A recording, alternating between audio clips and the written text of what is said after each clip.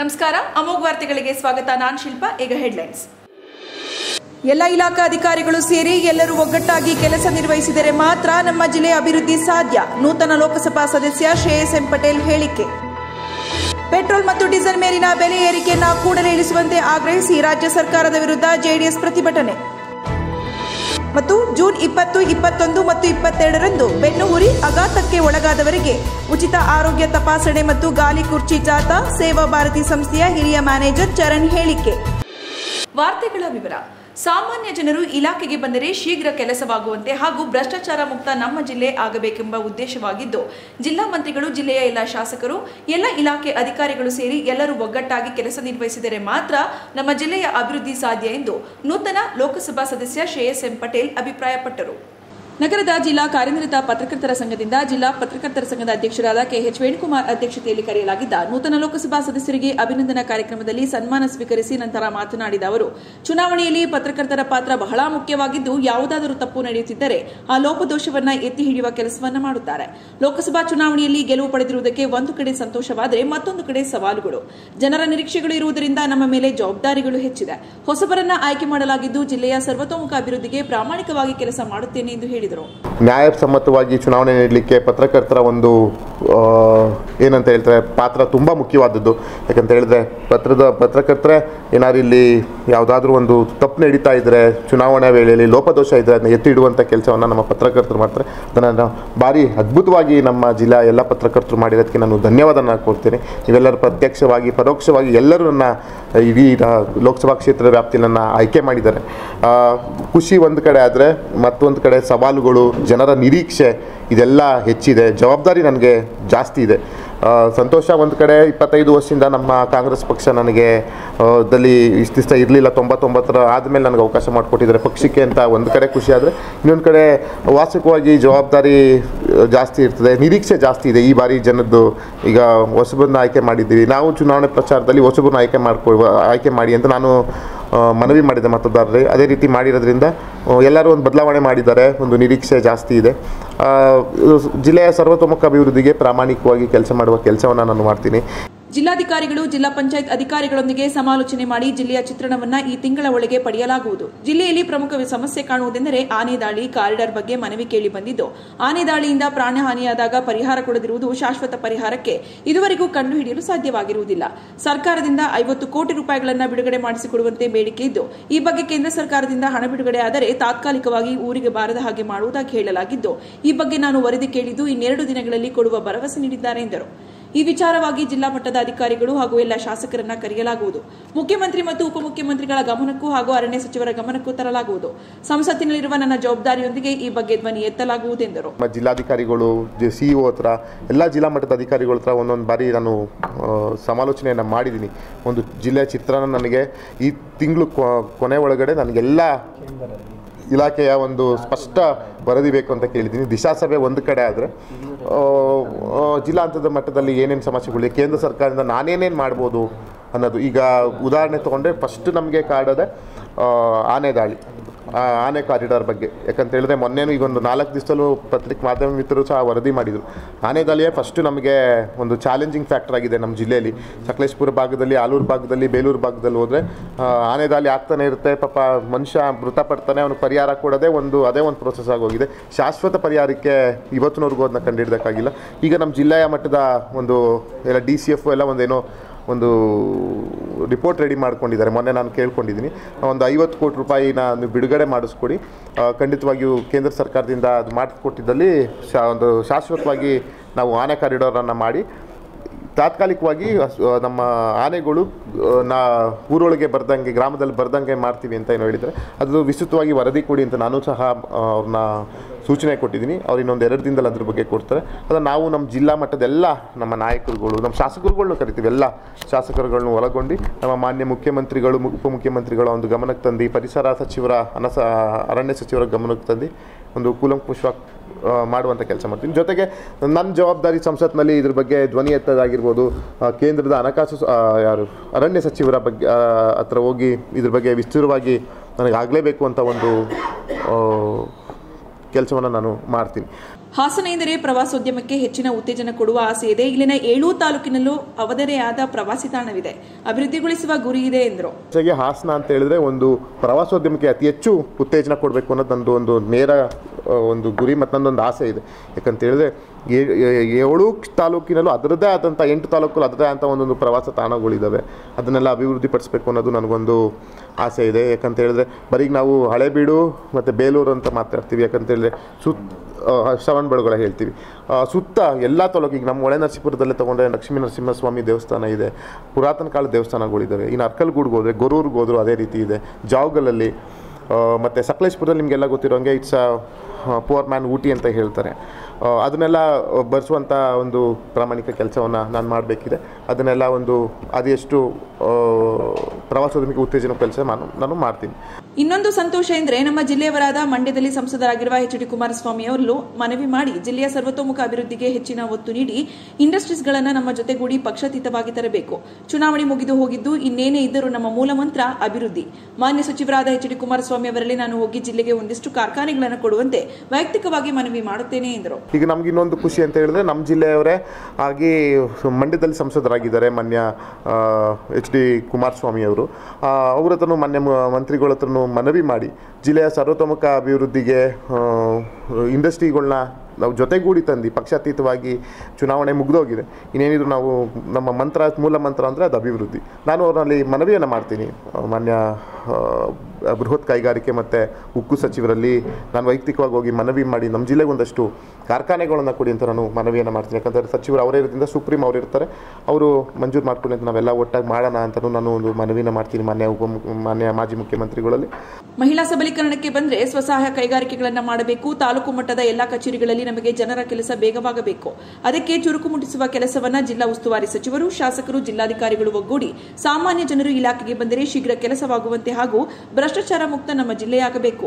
ಎಲ್ಲರೂ ಒಗ್ಗಟ್ಟಾಗಿ ನಿರ್ವಹಿಸಿದರೆ ಮಾತ್ರ ನಮ್ಮ ಜಿಲ್ಲೆಯ ಅಭಿವೃದ್ಧಿ ಸಾಧ್ಯ. ಪಕ್ಷ ನೋಡಿಕೊಂಡು ಹೋದರೆ ಅಭಿವೃದ್ಧಿಯತ್ತ ಹೋಗುವುದಿಲ್ಲ. ದಿಶಾ ಸಭೆಯಲ್ಲಿ ಎಲ್ಲ ಶಾಸಕರಲ್ಲಿ ಮನವಿ ಮಾಡಲಾಗುವುದು. ಈಗಾಗಲೇ ಸಕಲೇಶ್ಪುರ, ಬೇಲೂರು ಶಾಸಕರನ್ನ ಅಭಿವೃದ್ಧಿಗೆ ಒಟ್ಟಾಗಿ ಶ್ರಮಿಸೋಣ ಎಂದು ಕೇಳಿದ್ದಕ್ಕೆ ಸ್ಪಂದಿಸಿದ್ದಾರೆ ಎಂದರು. ಮಹಿಳಾ ಸಬಲೀಕರಣಕ್ಕೆ ಬಂದರೆ ಸೇಮ್ ಇದೇ ರೀತಿ ಒಂದಷ್ಟು ಸೆಲ್ಫ್ ಹೆಲ್ಪ್ ಗ್ರೂಪ್ಸು, ಒಂದು ಸ್ವಸಹಾಯ ಇಂಡಸ್ಟ್ರೀಸ್ಗಳನ್ನ ಮಾಡಬೇಕನ್ನೋದು ನಮ್ಮೆಲ್ಲರಿದೆ. ಅದು ಒಂದು ಪ್ರಾಮಾಣಿಕವಾಗಿ ಮಾಡುವಂಥ ಕೆಲಸವನ್ನು ನಾನು ಮಾಡ್ತೀನಿ. ಜೊತೆಗೆ ಎಲ್ಲರಿಗಿಂತ ಹೆಚ್ಚಾಗಿ ಜನರ ಕೆಲಸ ಆದಷ್ಟು ಬೇಗ ಆಗಬೇಕು.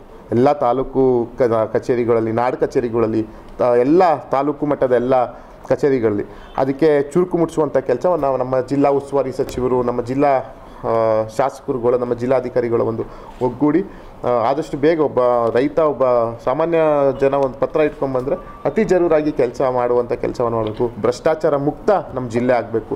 ಒಂದೊಂದು ಕಡೆ ಸಮಸ್ಯೆಗಳಿದೆ, ಕಂಪ್ಲೇಂಟ್ಸ್ ಬರ್ತಾ ಇರ್ತವೆ. ಅದನ್ನೆಲ್ಲ ಕೂಲಂಕುಷವಾಗಿ ಪರಿಶೀಲಿಸಿ ಎಲ್ಲದನ್ನು ಒಗ್ಗಟ್ಟಾಗಿ ಮಾಡಿದ್ರಷ್ಟೇ ಒಂದು ಅಭಿವೃದ್ಧಿ ಮಾಡೋಕ್ಕೆ ನಮ್ಮ ಜಿಲ್ಲೆ ಸಾಧ್ಯ. ಯಾಕಂತ ಹೇಳಿದ್ರೆ ಈಗ ಪಕ್ಷ ನೋಡ್ಕೊಂಡು ಹೋದರೆ ಖಂಡಿತವಾಗಿಯೂ ಅಭಿವೃದ್ಧಿ ನೇರ ಹಂತದಲ್ಲಿ ಹೋಗಲ್ಲ. ಎಲ್ಲ ಒಗ್ಗಟ್ಟಾಗಿ ನಾನು ಎಲ್ಲ ಶಾಸಕರುಗಳನ್ನ ದಿಶಾ ಸಭೆಯಲ್ಲಿ ಮನವಿಯನ್ನು ಮಾಡ್ತೀನಿ. ಎಲ್ಲರೂ ಒಗ್ಗಟ್ಟಾಗಿ, ನಾನು ಆಗಲೇ BJP ನಮ್ಮ ಸಕಲೇಶ್ಪುರ ಶಾಸಕರ ಸುರೇಶಣ್ಣ ಮತ್ತು ಬೇಲೂರು ಶಾಸಕರನ್ನ ಒಂದು ಸಭೆಯಲ್ಲಿ ಸಿಕ್ಕಿದಾಗ ನಾವು ವೈಯಕ್ತಿಕವಾಗಿ ಹೇಳಿದ್ವಿ, ಎಲ್ಲ ಒಟ್ಟಾಗಿ ನಾವು ಜಿಲ್ಲಾ ಅಭಿವೃದ್ಧಿಗೆ ಶ್ರಮಿಸೋಣ ಅಂತ. ಅವರು ಸಕಾರಾತ್ಮಕವಾಗಿ ಅದಕ್ಕೆ ಸ್ಪಂದಿಸಿದ್ದಾರೆ. 2007ರಲ್ಲಿ ಏರ್ಪೋರ್ಟ್ ಪ್ರಾರಂಭವಾಗಿದ್ದು ಇಂದಿನವರೆಗೂ ಸಮಸ್ಯೆ ಅಂತ್ಯ ಕಂಡಿರುವುದಿಲ್ಲ. ರಾಜ್ಯ ಸರ್ಕಾರ ಸ್ವಲ್ಪ ಈಗ ಹಣ ಬಿಡುಗಡೆ ಮಾಡಿದ್ದು ರೈತರಿಗೆ ಪರಿಹಾರ ಸಿಗಬೇಕು. ಏರ್ಪೋರ್ಟ್ಗೆ ಜಿಲ್ಲಾಧಿಕಾರಿಗಳಿದ್ದು ಚರ್ಚೆ ಮಾಡಲಾಗುವುದು.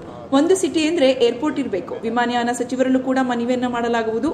ಭೂ ಪರಿಹಾರ ವಿತರಣೆಯಲ್ಲಿ ವಿಳಂಬವಾಗಿದ್ದು ಟಾಸ್ಕ್ ಫೋರ್ಸ್ ಅಧ್ಯಕ್ಷರಾದ ಜಿಲ್ಲಾಧಿಕಾರಿಗಳ ಸಭೆ ಕರೆದು ತ್ವರಿತಗತಿಯಲ್ಲಿ ಪೂರ್ಣಗೊಳಿಸಲು ಅಗತ್ಯ ಕ್ರಮಗಳನ್ನು ಕೈಗೊಳ್ಳುವ ಕುರಿತು ಚರ್ಚೆ ನಡೆಸಲಾಗುವುದು ಎಂದರು. ಜೊತೆಗೆ ಏರ್ಪೋರ್ಟ್ 2007ರಲ್ಲಿ ಏರ್ಪೋರ್ಟ್ ಪ್ರಾರಂಭವಾಗಿದ್ದು ಇಂದಿನವರೆಗೂ ಆ ಏರ್ಪೋರ್ಟ್ನ ಒಂದು ತಾರ್ಕಿಕ ಅಂತ್ಯನೂ ಕಾಣಿಲ್ಲ.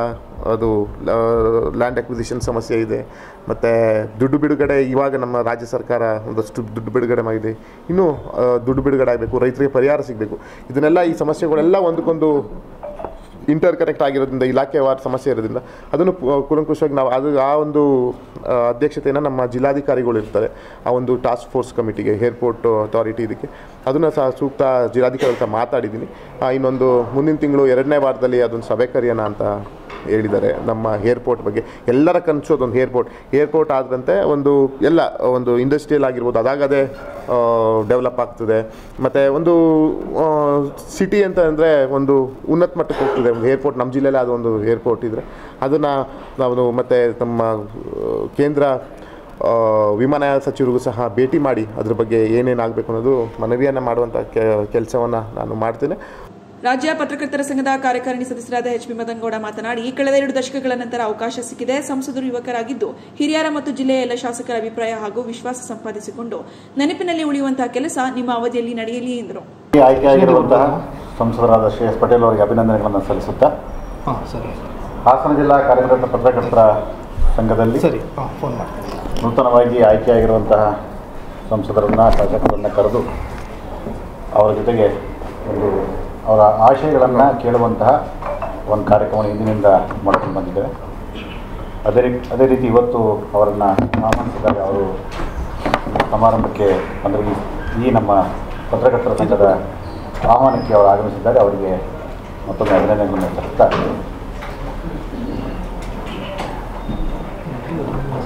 ಕಳೆದ 2 ದಶಕಗಳ ನಂತರ ಒಂದು ಅಧಿಕಾರವನ್ನು ಪಡೆಯುವಂತಹ ಒಂದು ಕಾರ್ಯ ನಿಮಗೇನು ದಕ್ಕಿದೆ. ಯುವಕರಿದ್ದೀರಿ, ಇಡೀ ಜಿಲ್ಲೆಯ ಎಲ್ಲರೂ ಜನರು ನಿಮ್ಮನ್ನು ವೈಯಕ್ತಿಕವಾಗಿ ಪರಿಚಯ ಇಟ್ಕೊಂಡು ಮತದಾನ ಮಾಡದೇ ಇದ್ದರೂ ಕೂಡ ಒಂದು ಒಳ್ಳೆಯ ಆಶಯಗಳನ್ನು ಇಟ್ಕೊಂಡು ನಿಮಗೆ ಮತದಾನ ಮಾಡಿದ್ದಾರೆ ಅಂತ ಒಂದು ಗಂಭೀರವಾದಂಥ ವಿಚಾರವನ್ನು ತಾವಿಟ್ಕೊಂಡು ಹಾಸನ ಜಿಲ್ಲೆಯ ಸಂಸದರಾಗಿ ಈ ಹಿಂದಿನ ಘಟನೆಗಳನ್ನು ಮೆಲುಕು ಹಾಕುವ ಮೊದಲು ಈ ಜಿಲ್ಲೆಗೆ ಗೌರವ ತರುವಂತಹ, ಈ ಜಿಲ್ಲೆಯ ಅಭಿವೃದ್ಧಿ ದೃಷ್ಟಿಯಿಂದ ಈ ಜಿಲ್ಲೆಯ ಅನೇಕ ಕಾರ್ಯಗಳು ಕೇಂದ್ರ ಸರ್ಕಾರದಿಂದ ಆಗುವಂಥದ್ದು. ಅದಕ್ಕಿಂತ ಮಿಗಿಲಾಗಿ ತಮಗೆ ಒಂದು ದೊಡ್ಡ ಅನುಭವ. ತಾವು ಹಾಸನ ಜಿಲ್ಲೆಯ ಸಂಸದರು, ಜೊತೆಗೆ ಈ ದೇಶದ ಸಂಸತ್ತಿನ ಪ್ರತಿನಿಧಿ ಅನ್ನೋದನ್ನು ಗಮನದಲ್ಲಿಟ್ಟುಕೊಂಡು ಈ ಜಿಲ್ಲೆಯಲ್ಲಿ ಬೇಕಾದಷ್ಟು ಅಭಿವೃದ್ಧಿ ಕಾರ್ಯಗಳು ಕೇಂದ್ರ ಸರ್ಕಾರದ ಸಹಯೋಗದಲ್ಲಿ ಆಗಬೇಕಾಗಿದೆ. ದಿಶಾ ಮೀಟಿಂಗ್ನಲ್ಲಿ ತಾವು ಈ ಜಿಲ್ಲೆಯ ಎಲ್ಲ ಜನಪ್ರತಿನಿಧಿಗಳನ್ನು ಒಳಗೊಂಡಂತೆ ಅವರ ವಿಶ್ವಾಸವನ್ನು ತೆಗೆದುಕೊಂಡು, ಎಲ್ಲರೂ ಯುವಕರಿದ್ದಾರೆ, ನಿಮಗೆ ಮೊದಲ ಬಾರಿಗೆ ಆಯ್ಕೆಯಾದಂಥವರು ಅನೇಕರಿದ್ದಾರೆ. ಸಕಲೇಶ್ವರದ ಸಿಮೆಂಟ್ ಮಂಜು ಅವರು ಇರ್ಬೋದು, ಬೇಲೂರಿನ ಸುರೇಶ್ ಅವರು ಇರ್ಬೋದು, ಹಾಗೆ ಹಾಸನದ ವ್ಯಕ್ತಿ ಸ್ವರೂಪ್ ಇರ್ಬೋದು, ಶಿವಲಿಂಗೇಗೌಡರ ಜೊತೆಗೆ ಇರ್ತಾರೆ. ಹಾಗೆ ಎಲ್ಲ ಒಂದು ವಿಶ್ವಾಸವನ್ನು ತೆಗೆದುಕೊಂಡು ಈ ಜಿಲ್ಲೆಯ ಅಭಿವೃದ್ಧಿ ದೃಷ್ಟಿಯಲ್ಲಿ ಒಂದು ಒಳ್ಳೆಯ ಚಿಂತನೆಗಳನ್ನು ತಾವು ಮಾಡೋದು ಸೂಕ್ತ ಅಂತ ನಾನು ಭಾವಿಸ್ತೇನೆ. ನಿಮಗೊಂದು ಅವಕಾಶ ಸಿಕ್ಕಿದೆ. ಈ ಅವಕಾಶವನ್ನು ಭಾಳ ವರ್ಷಗಳ ಕಾಲ ನೆನಪಿನಲ್ಲಿ ಉಳಿಯುವಂತಹ ಎಲ್ಲ ಈ ಜಿಲ್ಲೆಯ ಏನು ಜನರ ಆಶೋತ್ತರ ಏನಿದೆ, ಆಶೋತ್ತರಿಗೆ ಒಂದು ಸ್ಪಂದಿಸುವಂತಹ ಒಂದು ಕೆಲಸ ನಿಮ್ಮಿಂದ ಆಗಲಿ ಅಂತ ನಾನು ಆಶಿಸ್ತೇನೆ. ನಿಮಗೆ ಶುಭವಾಗಲಿ. ನಿಮ್ಮ ಕಾಲಘಟ್ಟದಲ್ಲಿ ಈ ಜಿಲ್ಲೆ ನೆನಪಿಸುವಂತಹ ಕಾರ್ಯ ಆಗಲಿ. ಒಂದು ರಾಜಕೀಯ ಹಿನ್ನೆಲೆ ಇರುವಂಥ ಕುಟುಂಬದಿಂದ ತಾವೆಲ್ಲ ಬಂದಿದ್ದೇವೆ. ಜಿ ಪುಟ್ಟಸ್ವಾಮಿಗೌಡರ ಕಾರ್ಯವನ್ನು ಈ ಜಿಲ್ಲೆ ಮರೆತಿಲ್ಲ, ಅವರ ಕಾರ್ಯಕ್ಷೇತ್ರವನ್ನು ಮರೆತಿಲ್ಲ. ಹಾಗಾಗಿ ಅವೆಲ್ಲವನ್ನು ಹಿಂದಿನ ಹಿರಿಯರ ಎಲ್ಲ ಮಾರ್ಗದರ್ಶನವನ್ನು ಪಡೆದುಕೊಂಡು ಯಾರಾದ್ರೂ ನಿಮ್ಮ ಜೊತೆಗೆ ಇದ್ದಾರೋ ಅವ್ರನ್ನ ಪ್ರೀತಿಸುವಂಥ, ಅವ್ರನ್ನ ಜೊತೆಗೆ ಕರೆದುಕೊಂಡು ಹೋಗುವಂಥ ಕೆಲಸವನ್ನು ನೀವು ಮಾಡಿ ಅಂತ ಹೇಳ್ತಾ ನಿಮಗೆ ಶುಭಾಶಯವನ್ನು ಕೋರ್ತೀನಿ. ಶುಭವಾಗಿ. ಈ ಸಂದರ್ಭದಲ್ಲಿ ಜಿಲ್ಲಾ ಕಾರ್ಯನಿರತ ಪತ್ರಕರ್ತರ ಸಂಘದ ಅಧ್ಯಕ್ಷ ಕೆಎಚ್ ವೇಣುಕುಮಾರ್, ರಾಜ್ಯ ಸಮಿತಿ ಸದಸ್ಯ ಎಚ್ ಪಿ ಮದನಗೌಡ, ವಿಶೇಷ ಆಹ್ವಾನಿತರಾದ ರವೀನಾ ಕಲಗೂಡು, ಉಪಾಧ್ಯಕ್ಷ ಕೆಎಂ ಹರೀಶ್, ಕಾರ್ಯದರ್ಶಿ ಸಿಬಿ ಸಂತೋಷ್ ಹಾಗೂ ಪತ್ರಕರ್ತ ಮಿತ್ರರು ಭಾಗವಹಿಸಿದ್ದರು. ಪೆಟ್ರೋಲ್ ಮತ್ತು ಡೀಸೆಲ್ ಮೇಲಿನ ಬೆಲೆ ಏರಿಕೆಯನ್ನು ಕೂಡಲೇ ಇಳಿಸುವಂತೆ ಆಗ್ರಹಿಸಿ ರಾಜ್ಯ ಸರ್ಕಾರದ ವಿರುದ್ಧ ಜೆಡಿಎಸ್ ಪಕ್ಷದಿಂದ ಪ್ರತಿಭಟನೆ ಮಾಡಿದಲ್ಲದೆ ಎತ್ತಿನ ಗಾಡಿ ಮತ್ತು ಟ್ರ್ಯಾಕ್ಟರ್ ಅನ್ನು ಎಳೆದುಕೊಂಡು ಮೆರವಣಿಗೆ ನಡೆಸಿ ಜಿಲ್ಲಾಡಳಿತಕ್ಕೆ ಮನವಿ ಸಲ್ಲಿಸಿದರು. ಹೇಮಾವತಿ ಪ್ರತಿಮೆ ಬಳಿಯಿಂದ ಹೊರಟ ಪ್ರತಿಭಟನಾ ಮೆರವಣಿಗೆಯು ಎನ್ಆರ್ ವೃತ್ತದ ಮೂಲಕ ಜಿಲ್ಲಾಧಿಕಾರಿ ಕಚೇರಿ ಆವರಣಕ್ಕೆ ಬಂದ ಅವರು, ಮೊದಲಿಗೆ ಇನ್ನೂ ಬರಗಾಲದ ಸಂಕಷ್ಟದಿಂದ ಜಿಲ್ಲೆ ಹಾಗೂ ರಾಜ್ಯದ ಜನಸಾಮಾನ್ಯರು, ರೈತರು ಹೊರಬರಲಾಗದೆ ತೊಂದರೆ ಪಡುತ್ತಿರುವಾಗಲೇ ಪೆಟ್ರೋಲ್ ಮತ್ತು ಡೀಸೆಲ್ ಮೇಲಿನ ತೆರಿಗೆಯನ್ನು ಲೀಟರ್ಗೆ ತಲಾ 3 ರೂಪಾಯಿಗಳಿಗೂ ಅಧಿಕವಾಗಿ ಹೆಚ್ಚಳ ಮಾಡಿರುವುದನ್ನು ಉಗ್ರವಾಗಿ ಖಂಡಿಸಿದರು. ಜೆಡಿಎಸ್ ಜಿಲ್ಲಾಧ್ಯಕ್ಷ ಕೆಎಸ್ ಲಿಂಗೇಶ್ ಉದ್ದೇಶಿಸಿ ಮಾತನಾಡಿ, ಕಾಂಗ್ರೆಸ್ ಜನರ ಪರ, ಬಡವರ ಪರ ಎಂದು ಹೇಳಿಕೊಂಡು ಅಧಿಕಾರಕ್ಕೆ ಬಂದ ನೀವು ಈಗ ಅದೇ ಶ್ರೀಸಾಮಾನ್ಯನ ಬದುಕಿಗೆ ಬೆಲೆ ಏರಿಕೆ ಮೂಲಕ ಸಂಕಷ್ಟ ತಂದೊಡ್ಡಿರುವುದು ನಾಚಿಕೆಗೇಡಿನ ಸಂಗತಿ. ಅಧಿಕಾರದ ಜೊತೆಗೆ ಚುನಾವಣೆ ಗೆಲ್ಲಲೇಬೇಕು ಎಂಬ ಒಂದೇ ಉದ್ದೇಶದಿಂದ ಗ್ಯಾರಂಟಿ ಯೋಜನೆ ಜಾರಿಗೆ ತಂದ ನೀವು ಅವುಗಳಿಗೆ ಹಣ ಹೊಂದಿಸಲು ಬೆಲೆ ಏರಿಕೆ ಮಾಡಿರುವುದು ದುರದೃಷ್ಟಕರ. ನಿಮ್ಮದೇ ಸಂಪುಟದ ಹಲವು ಸಚಿವರು ಗ್ಯಾರಂಟಿ ಯೋಜನೆಗಳಿಗೆ ಹಣ ಹೊಂದಿಸುವುದಕ್ಕಾಗಿ ಇಂಧನದ ಮೇಲಿನ ತೆರಿಗೆ ಹೆಚ್ಚಳ ಮಾಡಲಾಗಿದೆ ಎಂದು ಹೇಳಿದ್ದಾರೆ. ಇದನ್ನು ನೋಡಿದರೆ ಪೂರ್ವಪರ ಯೋಚಿಸದೆ ಸಂಪನ್ಮೂಲ ಕ್ರೋಢೀಕರಣ ಮಾಡಿಕೊಳ್ಳದೆ ನೀವು ಗ್ಯಾರಂಟಿ ಯೋಜನೆಗಳನ್ನು ಘೋಷಣೆ ಮಾಡಿದ್ದೀರಿ ಎಂದು ಆಕ್ರೋಶ ವ್ಯಕ್ತಪಡಿಸಿದರು. ಪೆಟ್ರೋಲ್ 3.5 ರೂಪಾಯಿ ಏರ್ತಕ್ಕಂಥ ಏಕಾಏಕಿಯಾಗಿ ಇವತ್ತು ಏರ್ತಕ್ಕಂಥ ಕೆಲಸ ಮಾಡಿದ್ದಾರೆ. ಒಂದು ಸಬೂಬು ಕೊಡ್ತಾರೆ, ಪಕ್ಕದ ರಾಜ್ಯದಲ್ಲಿ ನಮ್ಗಿಂತ 5 ರೂಪಾಯಿ ಜಾಸ್ತಿ ಇದೆ, ನಮ್ಗಿಂತ 10 ರೂಪಾಯಿ ಜಾಸ್ತಿ ಇದೆ. ಇನ್ನು ಬೇರೆ ರಾಜ್ಯದಲ್ಲಿ ಕಮ್ಮಿ ಇರೋದ್ರಿಂದ ಹೇಳಲಿಕ್ಕೆ ಹೋಗ್ತಲ್ಲ. ಇವತ್ತ ಕಾಂಗ್ರೆಸ್ ಸರ್ಕಾರ 5 ಗ್ಯಾರಂಟಿಗಳು ಸಂಪನ್ಮೂಲ ವಂಚಕ ಆಗ್ತಾ ಇಲ್ಲ, ಅಸಮರ್ಥವಾಗಿದೆ, ಸಂಪೂರ್ಣ ಹಣಕಾಸಿನ ಪರಿಸ್ಥಿತಿ ಬಿದ್ದೋಗಿದೆ. ಇವತ್ತು ಕಾಂಗ್ರೆಸ್ ಸರ್ಕಾರದಲ್ಲಿ ಅಷ್ಟೇ ಕಮಿಟೆಡ್ ಎಕ್ಸ್ಪೆಂಡಿಚರ್ ಬರ್ತಾ ಇವತ್ತು ಸಂಪನ್ಮೂಲ ಆಗ್ತಾ ಇಲ್ಲ.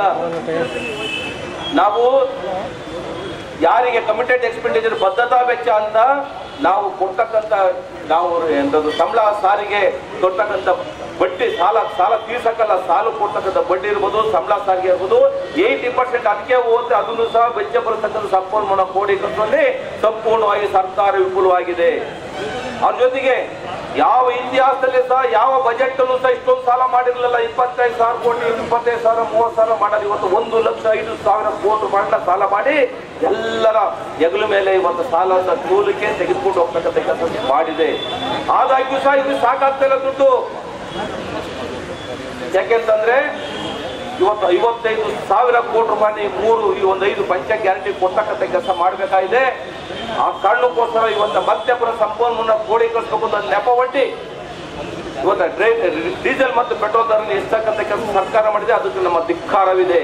ಯಾಕೆಂದ್ರೆ ಡೀಸೆಲ್ ಪೆಟ್ರೋಲ್ ಬೆಲೆ ಏರಿಸಿದ್ದೆ ಆದಲ್ಲಿ ಜನಸಾಮಾನ್ಯ ಮೇಲೆ ಅದು ಪರಿಣಾಮ ಬೀರುತ್ತೆ. ಇವತ್ತು ಟ್ರಾನ್ಸ್ಪೋರ್ಟ್ ವೆಚ್ಚ ಜಾಸ್ತಿ ಆಗುತ್ತೆ, ಬಸ್ ದರ ಹೆಚ್ಚಿಗೆ ಮಾಡ್ತಕ್ಕಂಥ ಕೆಲಸ ಮಾಡ್ತಾರೆ. ಅದು ಯಾರ ಮೇಲೆ ಹೊರೆ ಬೀಳುತ್ತೆ ಸ್ವಾಮಿ? ಜನರು, ಬಡವರು, ಉಪಯೋಗದ ಆಹಾರ ಉತ್ಪನ್ನಗಳ ಬೆಲೆ ಗಗನಕ್ಕೆ ಏರ್ತಕ್ಕಂಥ ಕೆಲಸ ಆಗುತ್ತೆ. ಆ ಕಾರಣಕ್ಕೋಸ್ಕರವಾಗಿ ನಾವೀಗಾಗಲೇ ಎಚ್ಚರಿಕೆ ಕೊಟ್ಟಿದ್ದು ತತ್ಕ್ಷಣ ಈ ಸರ್ಕಾರ ಡೀಸೆಲ್ ಮತ್ತು ಪೆಟ್ರೋಲ್ ದರನ ಇಳಿಸಬೇಕು. ನಿಮ್ಗೆ ಆಗಲ್ಲ ಅಂದ್ರೆ ತತ್ಕ್ಷಣ ನೀವು ಅಧಿಕಾರ ಬಿಟ್ಟು ಹೋಗ್ಬೇಕು ಅಂತ ಈ ಸಂದರ್ಭದಲ್ಲಿ ಹೇಳಿಕೆ ಇಷ್ಟಪಡ್ತೇವೆ. ಮಾಜಿ ಸಚಿವ ಎಚ್ ಕೆ ಕುಮಾರಸ್ವಾಮಿ ಮಾತನಾಡುತ್ತಾ ಬೆಲೆ ಏರಿಕೆ ನಂತರವೂ ಬೇರೆ ರಾಜ್ಯಗಳಿಗೆ ಹೋಲಿಸಿದರೆ ನಮ್ಮಲ್ಲಿ ಇಂಧನ ದರ ಕಡಿಮೆ ಇದೆ ಎಂದು ಸಮರ್ಥಿಸಿಕೊಳ್ಳುತ್ತಿರುವ ನಿಮ್ಮ ನಿಲುವು ಹಾಸ್ಯಾಸ್ಪದ. ಪೆಟ್ರೋಲ್, ಡೀಸೆಲ್ ಮೇಲಿನ ಬೆಲೆ ಏರಿಕೆಯಿಂದ ಸಾಗಣೆ ವೆಚ್ಚ ಹಾಗೂ ಅಗತ್ಯ ವಸ್ತುಗಳ ಬೆಲೆ ಸಹಜವಾಗಿಯೇ ಏರಲಿದೆ. ಇದರಿಂದ ಜನಸಾಮಾನ್ಯರ ಜೀವನದ ಮೇಲೆ ಬಹುದೊಡ್ಡ ಹೊಡೆತ ಬೀಳಲಿದೆ. ಹಿಂದೆಲ್ಲೇ ಕೇಂದ್ರ ಸರ್ಕಾರ ಬೆಲೆ ಏರಿಕೆ ಮಾಡಿ ಬಡಜನರ ಜೀವನದೊಂದಿಗೆ ಚೆಲ್ಲಾಟ ಆಡುತ್ತಿದೆ ಎಂದು ಬೊಬ್ಬೆ ಹೊಡೆಯುತ್ತಿದ್ದ ನೀವು ಈಗ ಮಾಡಿರುವುದೇನು ಎಂಬುದನ್ನು ನಾಡಿನ ಜನರಿಗೆ ಉತ್ತರಿಸಬೇಕು. ಮೊದಲೇ ಬರದ ಪೆಟ್ಟಿನಿಂದ ಜನರು ತತ್ತರಿಸಿ ಹೋಗಿದ್ದಾರೆ. ಅಭಿವೃದ್ಧಿ ಶೂನ್ಯವಾಗಿದೆ. ಕೇವಲ ಗ್ಯಾರಂಟಿ ಯೋಜನೆಗಳ ಜಪದಲ್ಲಿ ನಿಮ್ಮ ಸರ್ಕಾರ ಅಭಿವೃದ್ಧಿಯನ್ನೇ ಸಂಪೂರ್ಣವಾಗಿ ಮರೆತಿದೆ. ಸಮಸ್ತ ಜನರ ಪರವಾಗಿ ಯಾವುದೇ ಅಭಿವೃದ್ಧಿ ಕೆಲಸ ಮಾಡದೆ ಅದೇ ಜನರ ಮೇಲೆ ತೆರಿಗೆಯ ಭಾರ ಹೊರಿಸುವುದು ನಿಜಕ್ಕೂ ಖಂಡನೀಯ. ಕೂಡಲೇ ಇಂಧನದ ಮೇಲಿನ ತೆರಿಗೆ ಏರಿಕೆ ನಿರ್ಧಾರವನ್ನು ವಾಪಸ್ ಪಡೆಯಬೇಕು. ಇಲ್ಲದಿದ್ದರೆ ನಮ್ಮ ಹೋರಾಟವನ್ನು ಮತ್ತಷ್ಟು ತೀವ್ರಗೊಳಿಸಲಾಗುವುದು. ಅಲ್ಲದೆ ಬರುವ ಅಧಿವೇಶನದಲ್ಲಿಯೂ ಬೆಲೆ ಏರಿಕೆ ವಿರುದ್ಧ ಹೋರಾಟ ಮಾಡಲಾಗುವುದೆಂದು ತಿಳಿಸಿದರು. ಯಾವುದೇ ದರ ಏರ್ಸಲ್ಲ ಅಂತ ನಾವೇನು ಹೇಳಿರ್ಲಿಲ್ವಲ್ಲ, ವಾಗ್ದಾನ ಮಾಡಿರ್ಲಿಲ್ವಲ್ಲ ಎಂತಕ್ಕಂಥ ಒಂದು ಉದ್ದಟತನದ ಮಾತನ್ನ ಹೇಳಿದ್ದಾರೆ. ಅಂದ್ರೆ ನಾವು ಯಾವುದೇ ಬೆಲೆ ಏರಿಕೆ ಮಾಡಿದ್ರು ಕೂಡ ಜನ ಸಹಿಸ್ಕೊಳ್ತಾರೆ ಎಂತಕ್ಕಂಥ ವಿಶ್ವಾಸ ಅವರಿಗೆ ಮೂಡಿದೆ. ನೋಡಿ, ಡೀಸೆಲ್ ಪೆಟ್ರೋಲ್ ಬೆಲೆ ಏರಿಕೆ ಉಳಿದೆಲ್ಲ ಅಗತ್ಯ ವಸ್ತುಗಳ ಮೇಲಿನ ಬೆಲೆ ಏರಿಕೆಗೆ ನಾಂದಿ. ಇವತ್ತು ವಾಹನ ವೆಚ್ಚ, ವಾಹನದಲ್ಲಿ ಸಾಗಣೆ ಮಾಡ್ತಕ್ಕಂಥ ವಸ್ತುಗಳ ವೆಚ್ಚ ಎಲ್ಲವೂ ಕೂಡ ತಾನಾಗೇ ಅದು ಇವತ್ತು ಏರಿಕೆ ಆಗ್ತದೆ. ಈಗ ಬಸ್ ದರ ಏರಿಕೆ ಮಾಡ್ತಾ ಇದ್ದಾರೆ, ಆಗಲೇ ವಿದ್ಯುತ್ ದರ ಏರಿಕೆ ಮಾಡ್ತಾ ಇದ್ದಾರೆ. ಬೇರೆ ಬೇರೆ ವಸ್ತುಗಳ ಎಲ್ಲ ಬೆಲೆ ಏರಿಕೆನೂ ಕೂಡ ಆಗ್ತಿದೆ. ಈಗ ಇದು ಬರೀ ಶ್ರೀಮಂತರಿಗೆ ಮಾತ್ರ ತಡ್ತಾ ಇಲ್ಲ, ಇದು ನಿಜವಾಗಿ ಬಡವರಿಗೆ ತಡ್ತಿರ್ತಕ್ಕಂಥ ಇದು ಒಂದು ಬೆಲೆ ಏರಿಕೆ ಬಿಸಿ. ನಾನು ಕಾಂಗ್ರೆಸ್ ಸರ್ಕಾರಕ್ಕೆ ಕೇಳ್ತಾ ಇದ್ದೇನೆ, ನಾವು ಬಡವರ ಪರ, ದಲಿತರ ಪರ, ರೈತರ ಪರ, ಕಾರ್ಮಿಕರ ಪರ ಅಂತ ನಾವು ಭಾಷಣ ಮಾಡ್ತಿದ್ರೆ ಇದೇನ ಪರ ಇರ್ತಕ್ಕಂಥ ಮಾತನ್ನ ನಾವು ಮೊನ್ನೆ ಸಿದ್ದರಾಮಯ್ಯನವರಿಗೆ ಮತ್ತು ಅವ್ರ ಸರ್ಕಾರಕ್ಕೆ ಕೇಳಬೇಕಾಗಿದೆ. ಇವತ್ತು ನಮ್ಮ ಲಿಂಗೇಶ್ ಅವರು ಹೇಳಿದ್ರು, ರೂಲಿಂಗ್ ಪಾರ್ಟಿ ಶಾಸಕರಾಗಿ ಆಯ್ತು, ವಿರೋಧ ಪಕ್ಷದ ಯಾವುದೇ ಶಾಸಕರಿಗೆ 10 ರೂಪಾಯಿ ಅನುದಾನವನ್ನು ಬಿಡುಗಡೆ ಮಾಡಿಲ್ಲ. ಇದು ನಿಂತ ನೀರು. ಅಭಿವೃದ್ಧಿ ಮರೀಚಿಕೆ ಆಗಿದೆ, ಅಭಿವೃದ್ಧಿ ಶೂನ್ಯ ಆಗಿದೆ.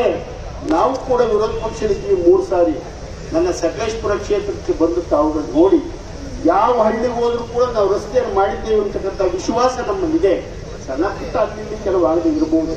ಆದ್ರೆ ಈ 14 ತಿಂಗಳ ಸರ್ಕಾರದಲ್ಲಿ 1 ರೂಪಾಯಿ ಹಣ ಬಿಡುಗಡೆ ಮಾಡಿಲ್ಲ. ನಮ್ಮ ಶಾಸಕರ ಅನುದಾನ ಅದನ್ನು ಕೂಡ ಬಿಡುಗಡೆ ಮಾಡಿಲ್ಲ.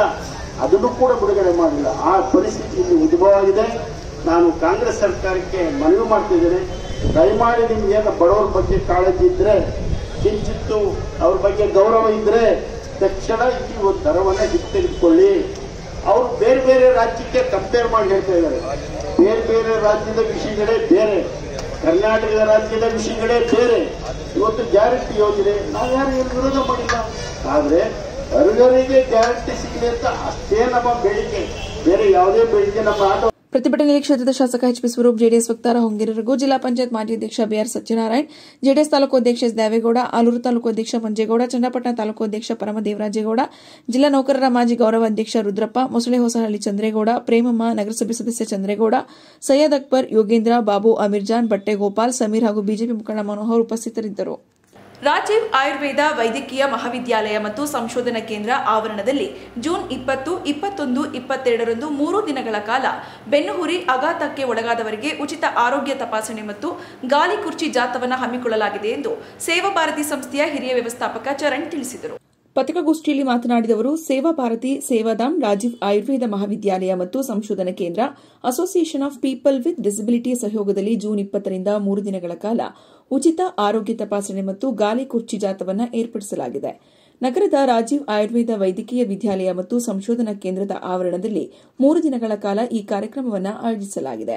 ಜಿಲ್ಲೆಯ ವತಿಯಿಂದ ರಾಜೀವ್ ಆಯುರ್ವೇದ ವೈದ್ಯಕೀಯ ಮಹಾವಿಶ್ವವಿದ್ಯಾಲಯ ಮತ್ತು ಸಂಶೋಧನಾ ಕೇಂದ್ರ ಹಾಸನ ಹಾಗೂ association of people with disability Bengaluru ಇವುಗಳ ಸಹಭಾಗಿತ್ವದಲ್ಲಿ 25ನೇ ವಸತಿಯುತ ಉಚಿತ ಆರೋಗ್ಯ ತಪಾಸಣೆ ಹಾಗೂ ಜಾಗೃತಿ ಶಿಬಿರ ಬೆನ್ನುಹುರಿ ಅಪಘಾತಕ್ಕೊಳಗಾದ ದಿವ್ಯಾಂಗರಿಗಾಗಿ ನಾಳ್ದು 20, 21, 22ನೇ ತಾರೀಕಿಗೆ ನಾವು ಹಮ್ಮಿಕೊಂಡಿದ್ದೇವೆ. ಸೊ ಇವರು ಹೇಳಿದಂತಹ ಎಲ್ಲ ಸಮಸ್ಯೆಗಳಿದ್ದಂತಹ ವ್ಯಕ್ತಿ ಮನೆಯಲ್ಲಿ ಮೂಲವೆಂಪಾಗಿರುವುದನ್ನು ನಾವು ನೋಡಿ ಸುಮಾರು 2018ರಲ್ಲಿ ಸೇವಾಧಾಮವನ್ನು ಪ್ರಾರಂಭಿಸಿದ್ದು. ಸೊ ಸೇವಾ ಭಾರತಿ ಪ್ರಸ್ತುತ ಶ್ರೀಮತಿ ಸ್ವರ್ಣಗೌರಿ ಅವರ ಅಧ್ಯಕ್ಷತೆಯಲ್ಲಿ ಹಾಗೂ ಸೇವಾಧಾಮದ ಸಂಸ್ಥಾಪಕರಾದ ಶ್ರೀ ಕೆ ವಿನಾಯಕರಾವ್ ಸ್ವತಃ ಬೆನ್ನುಹುರಿ ಅಪಘಾತಗೊಳಗಾದ ದಿವ್ಯಾಂಗರ ಮಾರ್ಗದರ್ಶನದಲ್ಲಿ ಇವರಿಗೆ ಸೇವೆಯನ್ನು ನೀಡ್ತಾ ಇದ್ದೇವೆ. ಸೊ ಇಂಥ ವ್ಯಕ್ತಿಗಳು ಮನೆಯಲ್ಲಿ ಮೂಲೆ ಗುಂಪು ಆಗಬಾರ್ದು, ಅವರು ಸಮಾಜಕ್ಕೆ ಸೇರ್ಪಡೆ ಆಗಬೇಕು ಅಂತ ಹೇಳ್ತೇವೆ ನಾವು. ಸೊ ಸಮಾಜ ಎಷ್ಟು ಅರ್ಹವಿದೆ, ಸೊ ನಾವು ಸಮಾನತೆ ಬಗ್ಗೆ ಮಾತಾಡ್ತೇವೆ, ರೈಟ್ ಆಫ್ ಈಕ್ವಾಲಿಟಿ ಅಂತೇಳಿ. ಸೊ ಸಮಾಜದಲ್ಲಿ ಎಲ್ಲಿ ಈಕ್ವಾಲಿಟಿ ಇದೆ, ದಿವ್ಯಾಂಗ ಸ್ನೇಹಿ ಶೌಚಾಲಯ ಇರ್ಬೋದು ಅಥವಾ ರ್ಯಾಂಪ್ ಎಲ್ಲಿದೆ ಅನ್ನೋ ಪ್ರಶ್ನೆಗಳಾಗ್ತದೆ. ಸೊ ಇದನ್ನೆಲ್ಲವನ್ನೂ ಕೂಡ ನಾವು ಬಗೆಹರಿಸಲಿಕ್ಕೆ ಆಸ್ ಎ NGO ಸರ್ಕಾರೇತರ ಸಂಸ್ಥೆಯಾಗಿ ಸಾಧ್ಯ ಇಲ್ಲ, ಅದಕ್ಕೆ ಸರ್ಕಾರಗಳ ಜೋಡಿಸಬೇಕು. ಸೊ ಆ ರೀತಿಯಲ್ಲಿ ಹಾಸನದಲ್ಲಿ ನಾವು ಇಂಟರ್ವೆನ್ಷನ್ ಸ್ಟಾರ್ಟ್ ಮಾಡಿದಾಗ ಮೊದಲನೇದಾಗಿ ಶಿಬಿರವನ್ನು ಯೋಜಿಸುವ. ಸೊ ಇಲ್ಲಿ ಒಟ್ಟು 28 ಮಂದಿ ಸ್ಪೈನಲ್ ಇಂಜುರಿಯನ್ನು ನಾವು ಗುರುತಿಸಿದ್ದೇವೆ ಈಗ. ಸೊ ಅವರಿಗೆ ಸಮುದಾಯ ಸೇವೆಯನ್ನು ನೀಡ್ತಾ ಇದ್ದೇವೆ. ಸೊ ಅವರಿಗೆ ಪುನಶ್ಚೇತನ ಕೊಡುವಂಥದ್ದು, ಬೆನ್ನುಹುರಿ ಅಪಘಾತಗೊಳಗಾದ ದಿವ್ಯಾಂಗರಿಗೆ ಪುನಶ್ಚೇತನವನ್ನು ಕೊಡುವಂಥದ್ದು. ಸೊ ಅವರನ್ನು ಗುರುತಿಸುವಂಥದ್ದು, ಬೇಕಾದ ರಿಕ್ವೈರ್ಡ್ ವೀಲ್ ಚೇರ್ ಇರ್ಬೋದು ಅಥವಾ ವಾಕರ್ಗಳಿರ್ಬೋದು ಅಥವಾ ಬೇರೆ ಪರಿಕರಗಳು, ಏರ್ಬೆಡ್, ವಾಟರ್ ಬೆಡ್ಗಳನ್ನು ಕೊಡುವಂಥದ್ದು, ಸಮುದಾಯದಲ್ಲಿ ಫಿಸಿಯೋಥೆರಪಿಯನ್ನು ಮಾಡಿಸುವಂಥದ್ದು, ಆಕ್ಯುಪೇಷನಲ್ ಥೆರಪಿಯನ್ನು ಮಾಡುವಂಥದ್ದು. ಸೊ ಅವರ ಜೀವನವನ್ನು ಉನ್ನತಿಗೊಳಿಸುವಂತಹ ಕಾರ್ಯವನ್ನು ಸೇವಾ ಭಾರತೀಯ ಮುಖಾಂತರ ನಾವು ಸೇವಾಧಾಮದಿಂದ ಮಾಡ್ತಾ ಇದ್ದೇವೆ. ಸೊ ಇನ್ನು ಕೇಂದ್ರಕ್ಕೆ ಬಂದಾಗ ದಾಖಲಾದ ವ್ಯಕ್ತಿಯನ್ನು ಯಾರನ್ನು ನಾವು ಗುರುತಿಸ್ತೇವೆ ಅವರನ್ನು ಕೇಂದ್ರಕ್ಕೆ ದಾಖಲಾತಿ ಮಾಡಿಕೊಂಡು 3 ತಿಂಗಳ ಕಾಲ ಅವರಿಗೆ ಫಿಸಿಯೋಥೆರಪಿ, ಆಕ್ಯುಪೇಷನಲ್ ಥೆರಪಿ, ನಿಂತು ನಡೆಯುವ ಅಭ್ಯಾಸವನ್ನು ಹೇಳ್ಕೊಡುವಂಥದ್ದು. ಇವರೇನೀಗ ಮೆನ್ಷನ್ ಮಾಡಿದ್ರು ಯೂರಿನ್ ಅಥವಾ ಮೋಷನ್ಗಳು ಕಂಟ್ರೋಲ್ ಇಲ್ಲ, ಅದನ್ನು ಯಾವ ರೀತಿ ಪರ್ಯಾಯ ವಿಧಗಳಲ್ಲಿ ಮಾಡಬೇಕು ಅಂತ ಹೇಳಿಕೊಟ್ಟು ಅವರ ಜೀವನವನ್ನು ಉತ್ತಮವಾಗಿಸುವಲ್ಲಿ ಸೇವಾಧಾಮ ಕೆಲಸ ಮಾಡ್ತಾ ಇದೆ. ಸೊ ಇವೆಲ್ಲವನ್ನು ನಾವು ಪುನಶ್ಚೇತನ ಅಂತೇಳಿ ಕರಿತೇವೆ. ಸೊ ಇದರ ಮೊದಲನೇ ಹೆಜ್ಜೆಯಾಗಿ ಪ್ರಥಮ ಬಾರಿಗೆ ಹಾಸನದಲ್ಲಿ ಈ ಒಂದು ಶಿಬಿರವನ್ನು ಆಯೋಜಿಸಿಕೊಂಡಿದ್ದೇವೆ. ಸೊ ಒಂದು 20ರಿಂದ 25 ಮಂದಿ ಬೆನ್ನುಹುರಿ ಅಪಘಾತಕ್ಕೊಳಗಾದ ದಿವ್ಯಾಂಗರು ಸೇರುವಂತಹ ಯೋಚನೆಯನ್ನು ಮಾಡಿದ್ದೇವೆ. ಸೊ ಇದಕ್ಕೆ ರಾಜೀವ್ ಆಯುರ್ವೇದಿಕ್ ಇನ್ಸ್ಟಿಟ್ಯೂಟ್ನವರು ಉಚಿತವಾಗಿ ಸೇವೆಯನ್ನು ನೀಡಲಿಕ್ಕೆ ನಮ್ಮ ಜೊತೆ ಕೈ ಜೋಡಿಸಿದ್ದಾರೆ. ಹಾಗೆ association of people with disability ಕೂಡ ನಮ್ಮ ಜೊತೆ ಕೈ ಜೋಡಿಸಿದೆ. ನಾಳ್ದು ಮಾಡುವಂತಹ 20, 21, 22ನೇ ತಾರೀಕಿಗೆ ನಡೆಯುವಂತಹ ಉಚಿತ ಆರೋಗ್ಯ ತಪಾಸಣೆ ಹಾಗೂ ಜಾಗೃತಿ ಶಿಬಿರದಲ್ಲಿ ಬರುವಂತಹ ಎಲ್ಲ ಸ್ಪೈನಲ್ ಕಾರ್ಡ್ ಇಂಜುರಿಯವರಿಗೆ ವೈದ್ಯಕೀಯ ತಪಾಸಣೆ ಉಚಿತವಾಗಿರ್ತದೆ, ಅಬ್ಡಾಮಿನಲ್ ಸ್ಕ್ಯಾನಿಂಗ್ ಇರ್ತದೆ, ಎಕ್ಸ್ರೇಗಳಿರ್ತದೆ, ಅವರದ್ದು BP ಮತ್ತು ಶುಗರ್, ಡಯಾಬಿಟೀಸನ್ನು ಟೆಸ್ಟ್ ಮಾಡ್ತೇವೆ, ಉಚಿತ ಕಣ್ಣಿನ ತಪಾಸಣೆ, ಡೆಂಟಲ್ ಟೆಸ್ಟ್, ಹಲ್ಲಿನ ತಪಾಸಣೆ ಇರ್ತದೆ. ಮತ್ತು ಅಲ್ಲಿ ಏನಾದರೂ ಫೈಂಡಿಂಗ್ಸ್ಗಳಿದ್ದರೆ ಅಥವಾ ಸ್ಟೋನ್ ಇದೆ ಅಥವಾ ಏನಾದರೂ ಸಮಸ್ಯೆಗಳಿದೆ ಅಂತ ಗೊತ್ತಾದರೆ ರಿಕ್ವೈರ್ಡ್ ಮೆಡಿಕಲ್ ಎಕ್ಸಾಮಿನೇಷನ್ ಮಾಡುವಂಥ ಫೆಸಿಲಿಟಿಗಳನ್ನು ನಾವು ಮಾಡ್ತಾ ಇದ್ದೇವೆ. ಸಂಘಟನಾ ಕಾರ್ಯದರ್ಶಿ ಗಿರೀಶ್ ಮಾತನಾಡಿ, ಈ ಸಮಾಜದಲ್ಲಿ ಬೆನ್ನುಹುರಿ ಆಘಾತಕ್ಕೆ ಒಳಗಾದವರು ಮಾನಸಿಕ ಖಿನ್ನತೆಗೆ ಹಾಗೂ ಹಲವಾರು ಸಮಸ್ಯೆಗಳಿಗೆ ಒಳಗಾಗುತ್ತಿದ್ದಾರೆ. ಸರ್ಕಾರ ಈ ಬಗ್ಗೆ ಅಗತ್ಯ ಚಿಂತನೆ ನಡೆಸಬೇಕಿದೆ. ನಮಗೆ ನೀಡುತ್ತಿರುವ 1,400 ರೂಪಾಯಿಗಳ ಸಹಾಯಧನ 5,000 ರೂಪಾಯಿಗೆ ಹೆಚ್ಚಿಸಬೇಕು ಹಾಗೂ ನಮ್ಮನ್ನು ನೋಡಿಕೊಳ್ಳುವವರಿಗೆ 2,000 ಸಹಾಯಧನ ನೀಡಬೇಕು. ವೀಲ್ ಚೇರ್, ನೀರಿನ ಹಾಸಿಗೆಗಳನ್ನು, ಮೆಡಿಕಲ್ ಕಿಟ್ ನೀಡಬೇಕು. ಪ್ರತಿ ತಾಲೂಕಿನಲ್ಲಿಯೂ ಪುನಶ್ಚೇತನ ಕೇಂದ್ರಗಳನ್ನು ತೆರೆಯಬೇಕೆಂದು ಆಗ್ರಹಿಸಿದರು. ಈ ಬೆನ್ನುಹುರಿ ಅಪಘಾತ ಅಂತಕ್ಕಂಥದ್ದು ಈ 21 ಅಂಗವಿಕಲತೆಯಲ್ಲಿ ಇದು ಒಂದು ಅಂಗವಿಕಲತೆ. ಬಟ್ ಬೇರೆಲ್ಲ ಅಂಗವಿಕಲತೆಗಿಂತ ತುಂಬ ಸಿವಿಯರ್ ಆಗಿರ್ತಕ್ಕಂಥ ಅಂಗವಿಕಲತೆ ಇದು ಹುಟ್ಟಿದಾಗಿನಿಂದ ಬರೋದಿಲ್ಲ. ಇದು ಹೇಗೆ ಅಂತಂದರೆ ಈ ಎತ್ತರವಾದ ಮರದಿಂದ ಬೀಳೋದ್ರಿಂದ ಮತ್ತು ರೋಡ್ ಟ್ರಾಫಿಕ್ ಆಕ್ಸಿಡೆಂಟ್ಗಳಿಂದ ಬರುತ್ತೆ. ಮತ್ತು ಬಿಲ್ಡಿಂಗ್ ಕೆಲಸ ಮಾಡ್ತಕ್ಕಂಥ ವ್ಯಕ್ತಿಗಳಿಗೆ ಜಾಸ್ತಿ ಬರುತ್ತೆ. ಪೇಂಟ್ರು ಮತ್ತು ದೊಡ್ಡ ದೊಡ್ಡ ಬಿಲ್ಡಿಂಗ್ ಕಟ್ಟಬೇಕಾದ್ರೆ, ಕನ್ಸ್ಟ್ರಕ್ಷನ್ ಮಾಡಬೇಕಾದ್ರೆ ಮೇಲಿಂದ ಬಿದ್ದಾಗ ಸೊಂಟಕ್ಕೆ ಬಿದ್ದು ಹಿಂದ್ಗಡೆ ಇರ್ತಕ್ಕಂಥ ಬೆನ್ನುಮೂಳೆ ಫ್ರ್ಯಾಕ್ಚರ್ ಆಗಿ ಅದರೊಳಗಡೆ ಇರ್ತಕ್ಕಂಥ ಸ್ಪೈನಲ್ ಕಾರ್ಡ್ ಏನು ನರ್ವ್ ಸಿಸ್ಟಮ್ ಇರುತ್ತೆ ಅದು ಡ್ಯಾಮೇಜ್ ಆಗಿಬಿಡುತ್ತೆ. ಆ ಡ್ಯಾಮೇಜ್ ಆದಮೇಲೆ ನಮಗೆ ಸೊಂಟದಿಂದ ಕೆಳಭಾಗ ಫುಲ್ ಸ್ವಾಧೀನ ಹೋಗ್ಬಿಡುತ್ತೆ. ನಮಗೆ ಸ್ವಾಧೀನ ಹೋದ್ಮೇಲೆ ಏನಾಗುತ್ತೆ ಅಂದರೆ ನಮ್ಮ ದಿನನಿತ್ಯದ ಕೆಲಸಗಳನ್ನು ನಾವು ಮಾಡ್ಕೊಳ್ಳೋದಕ್ಕೆ ತುಂಬ ಕಷ್ಟ ಆಗುತ್ತೆ. ನಮಗೆ ಒಬ್ಬರು ಸಹಾಯಕರು ಬೇಕಾಗ್ತಾರೆ ಮನೆಯಲ್ಲಿ. ನಮಗೆ ಮತ್ತು ಮೂತ್ರ ವಿಸರ್ಜನೆಗೆ ಮೂತ್ರ ನಮಗೆ ಕಂಟ್ರೋಲ್ ಇರೋದಿಲ್ಲ. ಸ್ಪೈನಲ್ ಕಾರ್ಡ್ ಇಂಜುರಿ ಆದರೆ ಮೂತ್ರ ಕಂಟ್ರೋಲ್ ಇರೋದಿಲ್ಲ, ಮೋಷನ್ ತುಂಬ ಪ್ರಾಬ್ಲಮ್ ಆಗುತ್ತೆ.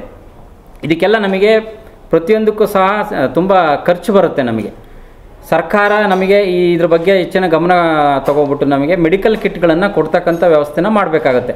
ಪ್ರತಿಯೊಂದು ತಾಲೂಕಲ್ಲೂ ಸಹ ಪ್ರತಿಯೊಬ್ಬ ಸ್ಪೈನಲ್ ಕಾರ್ಡ್ ಇಂಜುರಿ ಆದಂತಹ ಪೇಷಂಟ್ಗೆ ಮೆಡಿಕಲ್ ಕಿಟ್ಗಳ ಅವಶ್ಯಕತೆ ಇರ್ತದೆ. ಮೆಡಿಕಲ್ ಕಿಟ್ಗಳನ್ನು ಕೊಡುವಂಥ ವ್ಯವಸ್ಥೆ ಮಾಡಬೇಕು ಸರ್ಕಾರದಿಂದ. ಈ ಯೋಜನೆ ತುಂಬ ಹಿಂದಿಂದನೇ ಜಾರಿಗೆ ಬಂದಿದೆ, ಆದರೂ ಸಹ ಎಲ್ಲ ಕರ್ನಾಟಕದ ಎಲ್ಲ ತಾಲೂಕಲ್ಲೂ ಸಹ ಈ ವ್ಯವಸ್ಥೆ ಇನ್ನೂ ಬಂದಿಲ್ಲ. ಹಾಗಾಗಿ ಇದರ ಒಂದು ವ್ಯವಸ್ಥೆನ ಮಾಡಿಕೊಡ್ಬೇಕು ಅಂತೇಳಿ ನಾನು ಈ ಮೂಲಕ ಕೇಳ್ಕೊತೀನಿ. ಮತ್ತು ನಮಗೆ ಈ ಕೊಡ್ತಕ್ಕಂತಹ ಮಾಸಾಸನ ತುಂಬ ಕಡಿಮೆ ಆಗಿದೆ. 1400 ರೂಪಾಯಿ ಕೊಡ್ತಾ ಇದ್ದಾರೆ, ಅದು ಸಾಕಾಗ್ತಾ ಇಲ್ಲ. ಕನಿಷ್ಠ ಒಂದು 5000 ರೂಪಾಯಿ ನಮಗೆ ಕೊಡಬೇಕು. ಮತ್ತು ನಮ್ಮನ್ನು ನೋಡ್ಕೊಳ್ತಕ್ಕಂಥವ್ರಿಗೂ ಅವ್ರಿಗೂ ಒಂದು 2000 ರೂಪಾಯಿ ಗೌರವಧನವನ್ನು ಕೊಡಬೇಕು ಅಂತೇಳಿ ಈ ಸಮಯದಲ್ಲಿ ನಾನು ತಿಳಿಸ್ತೇನೆ. ಹಾಗೂ ನಮಗೆ ಈ ಕೊಡ್ತಕ್ಕಂತಹ ಈ ವೀಲ್ ಚೇರ್ಸ್ ಇರ್ಬೋದು, ನಮಗೆ ಸುಸಜ್ಜಿತವಾದಂಥ ವೀಲ್ ಚೇರ್ ಸರ್ಕಾರದಿಂದ ವಿತರಣೆ ಆಗ್ತಾಯಿಲ್ಲ. ಸ್ಪೈನಲ್ ಕಾರ್ಡ್ ಇಂಜುರಿ ಆದ್ರಿಗೆ ಬೆಡ್ ಸೋರ್ ಆಗುತ್ತೆ ಸರ್. ತುಂಬ ಹೊತ್ತು ಕೂತ್ಕೊಂಡ್ರೆ ವೀಲ್ ಚೇರ್ ಮೇಲೆ ಇರ್ಬೋದು, ಬೆಡ್ ಮೇಲೆ ಇರ್ಬೋದು, ತುಂಬ ಹೊತ್ತು ಕೂತ್ಕೊಂಡ್ರೆ ಗಾಳಿ ಪ್ರೆಷರ್ ಸೋರ್ಸಸ್ ಆಗ್ಬಿಟ್ಟು ಗಾಯ ಆಗೋಂಥ ಚಾನ್ಸಸ್ ಇರುತ್ತೆ. ಆ ಗಾಯ ಆದರೆ ಮತ್ತೆ ವಾಸಿ ಮಾಡ್ಕೊಳಕ್ಕಾಗಲ್ಲ. ನಾವು ನಿಂತ್ಕೊಂಡು ನಮಗೆ ನಡೆಯೋದಕ್ಕೆ ಶಕ್ತಿ ಇಲ್ಲದೆ ಇರೋದ್ರಿಂದ ನಾವು ಕೂತ್ಕೊಂಡೇ ಕಾಲ ಕಳಿಬೇಕು. ಹಾಗಾಗಿ ಆ ಜಾಗದಲ್ಲಿ ಗಾಯ ಆದರೆ ಅದನ್ನು ಮಾಯಿಸ್ಕೊಳ್ಳೋಕೆ ತುಂಬ ಕಷ್ಟ ಆಗುತ್ತೆ. ಅದ್ರ ಬಗ್ಗೆ ನಮಗೆ ಪ್ರತಿಯೊಂದು ತಾಲೂಕಲ್ಲೂ ಸಹ ಈ ಗಾಯಕ್ಕೆ ಚಿಕಿತ್ಸೆ ಕೊಡ್ತಕ್ಕಂತಹ ಒಂದು ವ್ಯವಸ್ಥೆನ ಕಲ್ಪಿಸಬೇಕು. ಪತ್ರಿಕಾಗೋಷ್ಠಿಯಲ್ಲಿ ಮಂಜುನಾಥ್, ನಾಗಾರ್ಜುನ್ ಉಪಸ್ಥಿತರಿದ್ದರು. ಕೌಟುಂಬಿಕ ಕಲಹದ ಹಿನ್ನೆಲೆಯಲ್ಲಿ ಪತ್ನಿಗೆ ನಾಡ ಬಂದೂಕಿನಿಂದ ಗುಂಡು ಹಾರಿಸಿ ಹತ್ಯೆ ಮಾಡಿದ ಪತಿ ತಾನೂ ಆತ್ಮಹತ್ಯೆಗೆ ಶರಣಾದ ಘಟನೆ ಬೇಲೂರು ತಾಲೂಕಿನ ದೊಡ್ಡ ಸಾಲವರ ಗ್ರಾಮದಲ್ಲಿ ನಡೆದಿದೆ. 50 ವರ್ಷದ ಹರೀಶ್ ಪೂಜಾರಿ ತನ್ನ 45 ವರ್ಷದ ಪತ್ನಿ ಜಾಜಿಯವರನ್ನು ಕೊಂದು ಮನೆಯಲ್ಲಿಯೇ ಆತ್ಮಹತ್ಯೆಗೆ ಶರಣಾಗಿದ್ದಾರೆ. ಪ್ರತಿನಿತ್ಯ ಒಂದಲ್ಲ ಒಂದು ಕಾರಣಕ್ಕೆ ಜಗಳವಾಡುತ್ತಿದ್ದ ಪತಿ ಪತ್ನಿಯ ಜಗಳ ನಿನ್ನೆ ರಾತ್ರಿ ವಿಕೋಪಕ್ಕೆ ತಿರುಗಿದೆ. ವಾಗ್ವಾದದಿಂದ ತೀವ್ರವಾಗಿ ಆಕ್ರೋಶಗೊಂಡ ಹರೀಶ್ ಮನೆಯಲ್ಲಿಯೇ ಪತ್ನಿಗೆ ನಾಡ ಬಂದೂಕಿನಿಂದ ಗುಂಡು ಹಾರಿಸಿ ಹತ್ಯೆ ಮಾಡಿದ್ದಾರೆ. ನಂತರ ತಾನೂ ನೇಣು ಬಿಗಿದುಕೊಂಡು ಆತ್ಮಹತ್ಯೆ ಮಾಡಿಕೊಂಡಿದ್ದಾರೆ. ದಂಪತಿಗೆ 3 ಮಕ್ಕಳಿದ್ದು ಎಲ್ಲರೂ ಬೇರೆ ಊರುಗಳಲ್ಲಿ ವ್ಯಾಸಂಗ ಮಾಡುತ್ತಿದ್ದು ಮನೆಯಲ್ಲಿ ಗಂಡ ಹೆಂಡತಿ ಇಬ್ಬರೇ ಇದ್ದರು. ಗುಂಡಿನ ಶಬ್ದ ಕೇಳಿದ್ದರಿಂದ ಸ್ಥಳೀಯರು ಬಂದು ನೋಡಿದಾಗ ವಿಷಯ ತಿಳಿದಿದೆ. ಸ್ಥಳಕ್ಕೆ ಅರೇಹಳ್ಳಿ ಠಾಣಾ ಪೊಲೀಸರು ಭೇಟಿ ನೀಡಿ ಪರಿಶೀಲನೆ ನಡೆಸಿದ್ದು ಶವಗಳನ್ನು ಮರಣೋತ್ತರ ಪರೀಕ್ಷೆಗೆ ರವಾನಿಸಿ ಪ್ರಕರಣವನ್ನು ದಾಖಲಿಸಿಕೊಂಡಿದ್ದಾರೆ. ಈಗ ಜಾಹೀರಾತು. The joy of jewelry shopping. Biggest joy of jewelry shopping is here. Joy Alucas ಅರ್ಪಿಸುತ್ತಿದೆ ವರ್ಷದ ಅತಿ ದೊಡ್ಡ ಆಭರಣಗಳ ಹಬ್ಬ. ಎಲ್ಲ ಆಭರಣಗಳ ಮೇಕಿಂಗ್ ಚಾರ್ಜಸ್ ನಲ್ಲಿ 50% ಕಡಿತ. ಬಂಗಾರ, ವಜ್ರ, ಪೋಲ್ಕಿ, ಪ್ರೆಷಿಯಸ್ ಸ್ಟೋನ್ಸ್ ಮತ್ತು ಬೆಳ್ಳಿಯಲ್ಲಿ ಅತಿ ದೊಡ್ಡ ಹಾಗೂ ಅತ್ಯುತ್ತಮ ಆಯ್ಕೆ ಪಡೆಯಿರಿ. ಇದು ಆಭರಣಗಳ ಶಾಪಿಂಗ್ ನಲ್ಲಿ ನಿಜವಾದ ಜಾಯ್. ಈ ಕೊಡುಗೆ ವಿಶೇಷವಾಗಿ ಜಾಯ್ ಅಲುಕಾಸ್ ನ ಶೋರೂಮ್ಗಳಲ್ಲಿ ಮಾತ್ರ. Joy Alukkas, world's favourite jeweller. Gomathi ಕಲ್ಯಾಣ ಮಂಟಪ 12 ವಸಂತಗಳನ್ನು ಪೂರೈಸಿ 13ನೇ ವರ್ಷಕ್ಕೆ ಪಾದಾರ್ಪಣೆ ಮಾಡುತ್ತಿರುವ ಗೋಮತಿ ಕಲ್ಯಾಣ ಮಂಟಪವನ್ನು ಹೊಚ್ಚ ಹೊಸ ರೂಪದಲ್ಲಿ ನಿಮ್ಮ ಮುಂದೆ ಪ್ರಸ್ತುತಪಡಿಸುತ್ತಿದ್ದೇವೆ. ಅತ್ಯಾಧುನಿಕವಾಗಿ ನವೀಕರಣಗೊಂಡ ಕಲ್ಯಾಣ ಮಂಟಪದಲ್ಲಿ 1500 ಜನರು ಪಾಲ್ಗೊಳ್ಳಬಹುದಾದ ಬ್ಯಾಂಕ್ವೆಟ್ ಹಾಲ್, 700 ಜನರು ಊಟ ಮಾಡಬಹುದಾದ ಡೈನಿಂಗ್ ಹಾಲ್ ಇದ್ದು ಮದುವೆ, ಬೀಗರ ಔತಣ, ನಾಮಕರಣ ಮತ್ತು ಎಲ್ಲ ಶುಭ ಸಮಾರಂಭಗಳಿಗೆ ಸಸ್ಯಾಹಾರಿ ಮತ್ತು ಮಾಂಸಾಹಾರಿ ಔತಣಗಳಿಗೆ ಹಾಲ್ ಅನ್ನು ನೀಡಲಾಗುತ್ತದೆ. 4 ಎಕರೆಗೂ ಅಧಿಕ ಜಾಗದಲ್ಲಿ ವಾಹನಗಳಿಗೆ ಉತ್ತಮವಾದ ಪಾರ್ಕಿಂಗ್ ವ್ಯವಸ್ಥೆ ಸಹ ಲಭ್ಯವಿದೆ. ನಿಮ್ಮ ಕುಟುಂಬದ ಸುಂದರ ಕಾರ್ಯಕ್ರಮಗಳನ್ನು ಅತ್ಯುತ್ತಮ ಕ್ಷಣಗಳನ್ನಾಗಿ ಮಾರ್ಪಾಡಾಗಿಸಲು ಒಂದು ಒಳ್ಳೆಯ ಜಾಗ, ಅದುವೇ ನಮ್ಮ ಗೋಮತಿ ಕಲ್ಯಾಣ ಮಂಟಪ. ಗೋಮತಿ ಕಲ್ಯಾಣ ಮಂಟಪ, ಕೋರ್ಟ್ ಹೊಸ ಬಸ್ ನಿಲ್ದಾಣದ ಹತ್ತಿರ, ಚನ್ನಪಟ್ಟಣ ಬಡಾವಣೆ, ಹೊಳೆನರಸೀಪುರ ರಸ್ತೆ, ಹಾಸನ. ಬುಕಿಂಗ್ ಹಾಗೂ ಹೆಚ್ಚಿನ ಮಾಹಿತಿಗಾಗಿ ಸಂಪರ್ಕಿಸಿ 9448427261 8970568666. ನನ್ನ ಹೆಸರು Srinivas Reddy, DS Academy Chairman, KR Bengaluru. Physics faculty, 30 years experience. 80% of students are getting medical seats from my academy. It is possible with experienced faculty. First PUC ಹಾಗೂ ನೀಟ್ ಲಾಂಗ್ ಟರ್ಮ್ ಕೋರ್ಸ್ಗಳಿಗೆ ದಾಖಲಾತಿಗಳು ಪ್ರಾರಂಭವಾಗಿದೆ. ಸಂಪರ್ಕಿಸಿ.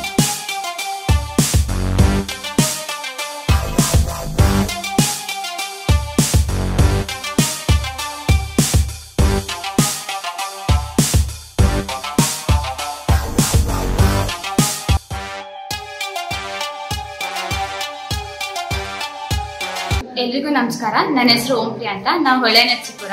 ನಾನು ಈ ಸತಿ ನೀಟ್ ಕೋಚಿಂಗ್ ನ DSR academy ಬೆಂಗಳೂರಲ್ಲಿ ತಗೊಂಡೆ. ಆಸ್ ಎಕ್ಸ್ಪೆಕ್ಟೆಡ್ 630 ಮಾರ್ಕ್ಸ್ ಈ ಸತಿ ಬಂದಿದೆ. ಇನ್ DSR ಅಕಾಡೆಮಿ ಬಗ್ಗೆ ಹೇಳಬೇಕು ಅಂದ್ರೆ ತುಂಬಾ ಚೆನ್ನಾಗಿದೆ. ಫ್ಯಾಕಲ್ಟೀಸ್ ಎಲ್ಲ ತುಂಬಾ experienced. My name is Gautami Reddy. I am from Mubagal. I am a 4th year student, medical student. I was searching for a good institution, and at that time I got in DSR Medical Academy. My name is Monica Reddy. I scored this year 600 marks. Sir took utmost care in physics. Physics was a subject which everyone would like. ನಾವು ಜಯರಾಮ್ ರೆಡ್ಡಿ ಅಂತ, ನಾವು ಚಕ್ಕದೊಡ್ಡಿ ಗ್ರಾಮ. ನಾವು carpenter ಕೆಲಸ ಮಾಡಿಕೊಂಡು ಮಕ್ಕಳನ್ನ ಓದಿಸಿದೆ. ನಾನು 600 marks ತೆಗೆದಿದ್ದಾರೆ, ರ್ಯಾಂಕ್ ಸ್ಟೂಡೆಂಟ್ ಆಗಿದ್ದಾರೆ. DSR ಅಕಾಡೆಮಿಯಲ್ಲಿ ಕಲಿಸಿದ್ದಕ್ಕೆ ದೊಡ್ಡ ಮಗಳು ಡಾಕ್ಟರ್ ಆಯ್ತು, ಚಿಕ್ಕ ಮಗಳನ್ನು ಡಾಕ್ಟರ್ ಆಯ್ತು.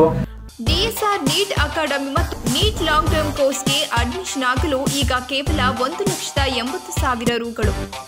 ನಾವು ಮಾಡುವ ಚಾಲೆಂಜ್, ನಮ್ಮಲ್ಲಿ ಕೋರ್ಸ್ ಮಾಡಿ ಮೆಡಿಕಲ್ ಸೀಟ್ ಸಿಗದೇ ಇದ್ದರೆ ₹50,000 ವಾಪಸ್ ನೀಡಲಾಗುವುದು. ಫಸ್ಟ್ PUC ಹಾಗೂ ನೀಟ್ ಲಾಂಗ್ ಟರ್ಮ್ ಕೋರ್ಸ್ಗಳಿಗೆ ದಾಖಲಾತಿಗಳು ಪ್ರಾರಂಭವಾಗಿದೆ. ಸಂಪರ್ಕಿಸಿ.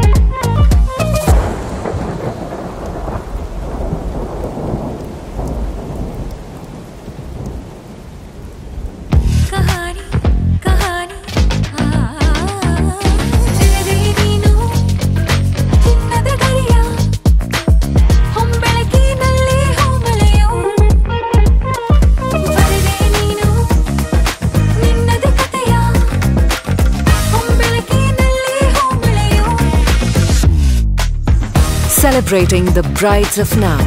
Kahani Bridal Stories by Bhima.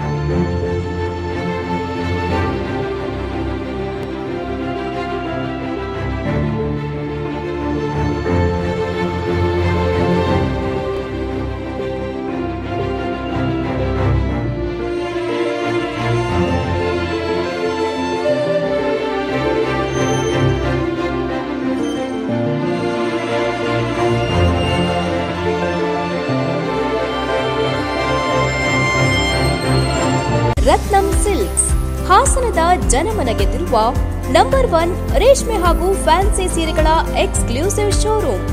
ನಮ್ಮಲ್ಲಿ ಮಹಿಳೆಯರ ಮನಸೂರೆಗೊಳ್ಳುವ Kanchipuram silk sarees, Mysore silks, pure Banaras silks, fancy ಹಾಗೂ cotton sarees, KSIC grade crepe silk, suiting and shirting, ಇನ್ನು ಹಲವಾರು ಬಗೆಯ ಸೀರೆಗಳು ನಿಮ್ಮ ಕೈಗೆಟುಕುವ ದರದಲ್ಲಿ ದೊರೆಯುತ್ತವೆ. ವರ್ಷದ 365 ದಿನಗಳಲ್ಲೂ ಹೋಲ್ಸೇಲ್ ದರದಲ್ಲಿ ಮಾರಾಟ. ಗ್ರಾಹಕರಿಗೆ ಪಾರ್ಕಿಂಗ್ ಹಾಗೂ ಶೌಚಾಲಯದ ವ್ಯವಸ್ಥೆಯೂ ಲಭ್ಯ. ಭೇಟಿ ಕೊಡಿ Ratnam silks, opposite to Rangalakshmi hospital, next to NCC office, RC road, Hassan. Phone number 9164210699 ಹಾಗೂ 08172296399. ಮತ್ತೊಮ್ಮೆ ಅಮೋಘ ವಾರ್ತೆಗಳಿಗೆ ಸ್ವಾಗತ. ನಾಡಪ್ರಭು ಕೆಂಪೇಗೌಡ ಜಯಂತಿಯನ್ನ ಅದ್ದೂರಿಯಾಗಿ ಆಚರಿಸಲು ಎಲ್ಲರ ಸಹಕಾರ ಅತಿ ಮುಖ್ಯ ಎಂದು ಶಾಸಕ ಸುರೇಶ್ ಹೇಳಿದರು. ನಂತರ ಮಾತನಾಡಿದವರು, ಕಳೆದ ಬಾರಿ ಹಾಸನದಲ್ಲಿ ರಾಜ್ಯಮಟ್ಟದ ಕೆಂಪೇಗೌಡ ಜಯಂತ್ಯೋತ್ಸವ ಆಚರಿಸಿದ ಹಿನ್ನೆಲೆಯಲ್ಲಿ ಸರಳವಾಗಿ ಜಯಂತಿಯನ್ನು ಎಲ್ಲಾ ತಾಲೂಕುಗಳಲ್ಲಿ ಸರಳವಾಗಿ ಆಚರಿಸಲಾಗಿತ್ತು. ಆದರೆ ಈ ಬಾರಿ ಯಾವುದೇ ಗುಂಪುಗಾರಿಕೆ ಮಾಡದೆ ಎಲ್ಲರೂ ಒಗ್ಗಟ್ಟಾಗಿ ಹಬ್ಬದ ರೀತಿಯಲ್ಲಿ ನಮ್ಮ ನಾಡಪ್ರಭುವಿನ ಜಯಂತಿ ಆಚರಿಸೋಣ. ಅದಕ್ಕಾಗಿ ಇದೇ ತಿಂಗಳು 20ನೇ ಗುರುವಾರದಂದು ಒಕ್ಕಲಿಗರ ಸಮುದಾಯ ಸಭೆಯನ್ನು ಕರೆಯಲಾಗಿದ್ದು, ಸಭೆಗೆ ಪ್ರತಿಯೊಬ್ಬರನ್ನು ಆಗಮಿಸುವಂತೆ ಮನವಿ ಮಾಡಿದರು. ಅದೇ ರೀತಿ 27ರಂದು ನಡೆಯುವ ಜಯಂತಿ ಕಾರ್ಯಕ್ರಮಕ್ಕೆ ತಾಲೂಕಿನ ಸಮಸ್ತ ಬಾಂಧವರು ಜಾತ್ಯತೀತ ಹಾಗೂ ಪಕ್ಷಾತೀತವಾಗಿ ಆಗಮಿಸುವಂತೆ ಮನವಿ ಮಾಡಿದರು. ಕೆಂಪೇಗೌಡ ಜಯಂತಿನ ಇಡೀ ರಾಜ್ಯದಲ್ಲಿ ಹಾಸನ ಜಿಲ್ಲೆಗೆ ಕೊಟ್ಟಿರ್ತಕ್ಕಂಥದ್ದು. ಎಲ್ಲರೂ ಜಿಲ್ಲಾ ಕೇಂದ್ರ ತೆರಳಬೇಕು ಅನ್ನೋ ಉದ್ದೇಶದಿಂದ ಮಾನ್ಯ ಮುಖ್ಯಮಂತ್ರಿಗಳು, ಉಪಮುಖ್ಯಮಂತ್ರಿಗಳು ಬರ್ತಾರೆ, ರಾಜ್ಯದ ಎಲ್ಲಾ ಮಂತ್ರಿಗಳು ಬರ್ತಾರೆ, ಸಮಾಜದ ಮುಖಂಡರು ಬರ್ತಾರೆ ಅನ್ನೋ ಉದ್ದೇಶದಿಂದ ಸರಳವಾಗಿ ಕಳೆದ ಸಲ ಆಚರಣೆ ಮಾಡ್ತಾರೆ. ನೀವು ಇವಾಗಲೂ ಅದೇ ರೀತಿ ಮಾಡಬೇಕು ಅಂತ ಇದ್ದೀರಾ? ಇಲ್ಲ ಏನಾದ್ರೂ ಎಲ್ಲದನ್ನು ಹೊರತುಪಡಿಸಿ ಕೆಂಪೇಗೌಡ ಜಯಂತಿನ ಬೇರೆ ಮಾಡೋಣ, ಇಲ್ಲಿನ ಸಂಘಗಳು ಇನ್ನೊಂದು ಮತ್ತೊಂದು ಅದು ಬೇರೆ ಮಾಡ್ಕೊಳ್ಳೋಣ ಅಂದ್ರೆ ಸಂಪೂರ್ಣ ಸಹಕಾರವನ್ನು ನಾವು ಕೊಡ್ತೀವಿ. ನಿಮ್ಮ ಗಮನದಲ್ಲಿ ನಾನು ಕೆಂಪೇಗೌಡರ ಅಭಿಮಾನಿಯಾಗಿ, ಸಮಾಜದ ಒಬ್ಬ ಅಭಿಮಾನಿಯಾಗಿ, ನಿಮ್ಮೆಲ್ಲರ ಅಭಿಮಾನಿಯಾಗಿ ನಾನು ಸಂಪೂರ್ಣ ಸಹಕಾರ ಈ ಕ್ಷೇತ್ರದ ಶಾಸಕನ ಕೊಡ್ತೀನಿ. ನಿಮ್ಮಲ್ಲಿ ಹೊಂದಾಣಿಕೆ ಇಲ್ಲ. ನೀವು ಕಳೆದ ಬಾರಿ ನೋಡಿದ್ದೆ, ಕಳೆದ ಬಾರಿ ಇದ್ದ ವರ್ಚಸ್ಸು ಇವತ್ತಿಲ್ಲ, ಎಲ್ಲ ಒಂದು ಕಡೆ ಇದಾಗ್ತಾ ಇದೆ. ಇದನ್ನೇನಾದ್ರೂ ನೀವು ಜೋಡಣೆ ಮಾಡಿದ್ರೆ ಖಂಡಿತವಾಗ್ಲೂ ನಾವು ತಾಲೂಕು ಆಡಳಿತದಿಂದ ನಿಮಗೆ ಯಾವ ರೀತಿ ಸಂಪೂರ್ಣ ಸಹಕಾರ ಮಾಡೋಣ. ತಾಲೂಕು ಆಫೀಸಲ್ಲಿ ಮಾಡೋದ್ ಅದೇ ರೀತಿಯಲ್ಲಿ ಸಂಘಗಳು ರಾಜನಂದ ಹೇಳಿದ್ರು, ಅದನ್ನು ಸಾಲ್ವ್ ಮಾಡುದು. ಕಳೆದ ಬಾರಿಗೂ ಈ ಬಾರಿಗೂ ವಿಶೇಷ ಇದೆ. ಈ ಸಂದರ್ಭದಲ್ಲಿ ತಹಸೀಲ್ದಾರ್ ಮಮತಾ, ಕಾರ್ಯನಿರ್ವಹಣಾಧಿಕಾರಿ ಸತೀಶ್, ಒಕ್ಕಲಿಗರ ಯುವ ವೇದಿಕೆ ಗೌರವ ಅಧ್ಯಕ್ಷ ಮಾರುತಿ ಚಂದ್ರು, ಕಾರ್ಯದರ್ಶಿ ಗಣೇಶ್, ಕನ್ನಡ ಸಾಹಿತ್ಯ ಪರಿಷತ್ ಅಧ್ಯಕ್ಷ ರಾಜೇಗೌಡ ಹಾಜರಿದ್ದರು. ಸಕಲೇಶಪುರ ತಾಲೂಕಿನಲ್ಲಿ ಎಸ್ಎಸ್ಎಲ್ಸಿ ಮತ್ತು ಪಿಯುಸಿಯಲ್ಲಿ 80% ಅಂಕ ಪಡೆದ ಪರಿಶಿಷ್ಟ ಜಾತಿ ಮತ್ತು ಪರಿಶಿಷ್ಟ ಪಂಗಡಗಳ ವಿದ್ಯಾರ್ಥಿಗಳಿಗೆ ಎಸ್ಸಿ/ಎಸ್ಟಿ ಸರ್ಕಾರಿ ನೌಕರರ ಕ್ಷೇಮಾಭಿವೃದ್ಧಿ ಸಂಘದಿಂದ ಪ್ರತಿಭಾ ಪುರಸ್ಕಾರವನ್ನು ಜೂನ್ 22ರ ಶನಿವಾರದಂದು ಹಮ್ಮಿಕೊಳ್ಳಲಾಗಿದೆ ಎಂದು ನಿವೃತ್ತ ಪಿಡಿಒ ಕೊಮಾರಯ್ಯ ಹೇಳಿದ್ದಾರೆ. ಸುದ್ದಿಗೋಷ್ಠಿಯಲ್ಲಿ ಮಾತನಾಡಿದವರು, ಜೂನ್ 22ರಂದು ಪಟ್ಟಣದ ಅಂಬೇಡ್ಕರ್ ಭವನದಲ್ಲಿ 10:30ಕ್ಕೆ ಎಸ್ಎಸ್ಎಲ್ಸಿ ಹಾಗೂ ಪಿಯುಸಿಯಲ್ಲಿ 80% ಅಂಕ ಗಳಿಸಿದ ಪರಿಶಿಷ್ಟ ಜಾತಿ ಹಾಗೂ ಪರಿಶಿಷ್ಟ ಪಂಗಡದ ವಿದ್ಯಾರ್ಥಿಗಳಿಗೆ ನಮ್ಮ ನೌಕರರ ಸಂಘದ ವತಿಯಿಂದ ಪ್ರತಿಭಾ ಪುರಸ್ಕಾರ ಆಯೋಜಿಸಲಾಗಿದ್ದು, ಈ ಕಾರ್ಯಕ್ರಮದ ಅಧ್ಯಕ್ಷತೆಯನ್ನು ಎಸ್ಸಿ/ಎಸ್ಟಿ ನೌಕರರ ಸಂಘದ ಅಧ್ಯಕ್ಷರಾದ ಎಂಎಸ್ ಮಹೇಶ್ ವಹಿಸುವವರು. ಉದ್ಘಾಟನೆಯನ್ನು ಶಾಸಕರಾದ ಎಸ್ ಮಂಜುನಾಥ್ ನೆರವೇರಿಸುವವರು. ವಿದ್ಯಾರ್ಥಿಗಳಿಗೆ ದಿಕ್ಸೂಚಿ ಭಾಷಣವನ್ನು ಐಪಿಎಸ್ ಅಧಿಕಾರಿ ರವಿ ಡಿ ಚರಣನವರ್, ಡಿಐಜಿ ಅಗ್ನಿಶಾಮಕ ದಳ ಇವರು ನಡೆಸಿಕೊಡಲಿದ್ದು, ವಿಶೇಷ ಆಹ್ವಾನಿತರಾಗಿ ಲೋಕಸಭಾ ಸದಸ್ಯರಾದ ಶ್ರೇಯಸ್ ಪಟೇಲ್, ಮಾಜಿ ಸಚಿವರಾದ ಎಚ್ಕೆ ಕುಮಾರಸ್ವಾಮಿ, ಕಾಂಗ್ರೆಸ್ ಮುಖಂಡರಾದ ಮುರಳಿ ಮೋಹನ್ ಭಾಗವಹಿಸಲಿದ್ದು, ಮುಖ್ಯ ಅತಿಥಿಗಳಾಗಿ ಐಎಫ್ ಅಧಿಕಾರಿ ಎನ್ಇ ಕ್ರಾಂತಿ, ಕೆಎಸ್ ಅಧಿಕಾರಿ ಕರುಣಾಕರ್ ಪಾಲ್ಗೊಳ್ಳುತ್ತಾರೆ. ಈ ಕಾರ್ಯಕ್ರಮಕ್ಕೆ ತಾಲೂಕಿನ ವಿವಿಧ ಸಂಘ ಸಂಸ್ಥೆಗಳು, ಸಾರ್ವಜನಿಕರು ಪಾಲ್ಗೊಳ್ಳಲು ಮಾಧ್ಯಮದ ಮೂಲಕ ಮನವಿ ಮಾಡಿದರು. ಬೆಳಿಗ್ಗೆ 11 ಗಂಟೆಗೆ ಸಕಲೇಶಪುರ ಡಾಕ್ಟರ್ ಬಾಬಾ ಸಾಹೇಬ್ ಅಂಬೇಡ್ಕರ್ ಹೃದಯಭವನದಲ್ಲಿ 2022, 23, 24 ಸಾಲಿನ ಪರಿಶಿಷ್ಟ ಜಾತಿ, ಪರಿಶಿಷ್ಟ ಪಂಗಡದ ಎಸ್ಎಲ್ಸಿ ಮತ್ತು ಪಿಯುಸಿಯಲ್ಲಿ 80%ಕ್ಕಿಂತ ಹೆಚ್ಚು ಅಂಕವನ್ನು ಪಡೆದಂತ ವಿದ್ಯಾರ್ಥಿನಿಯರಿಗೆ ಕರ್ನಾಟಕ ರಾಜ್ಯ ಪರಿಶಿಷ್ಟ ಜಾತಿ ಪಂಗಡದ ನೌಕರರ ಸಂಘದ ವತಿಯಿಂದ ಪ್ರತಿಭಾ ಪುರಸ್ಕಾರ ಕಾರ್ಯಕ್ರಮವನ್ನು ಹಮ್ಮಿಕೊಂಡಿದ್ದು, ಸದರಿ ಕಾರ್ಯಕ್ರಮಕ್ಕೆ ಸನ್ಮಾನ್ಯ ಶ್ರೀ ಸಕಲೇಶಪುರ ಕ್ಷೇತ್ರದ ಶಾಸಕರಾದ ಮಾನ್ಯ ಶ್ರೀಮಂತ್ ಮಂಜುರವರು, ಹಾಗೆಯೇ ಈ ಕ್ಷೇತ್ರದ ಮಾಜಿ ಸಚಿವರಾದ ಎಚ್ಕೆ ಕುಮಾರಸ್ವಾಮಿ ಅವರು ಮತ್ತು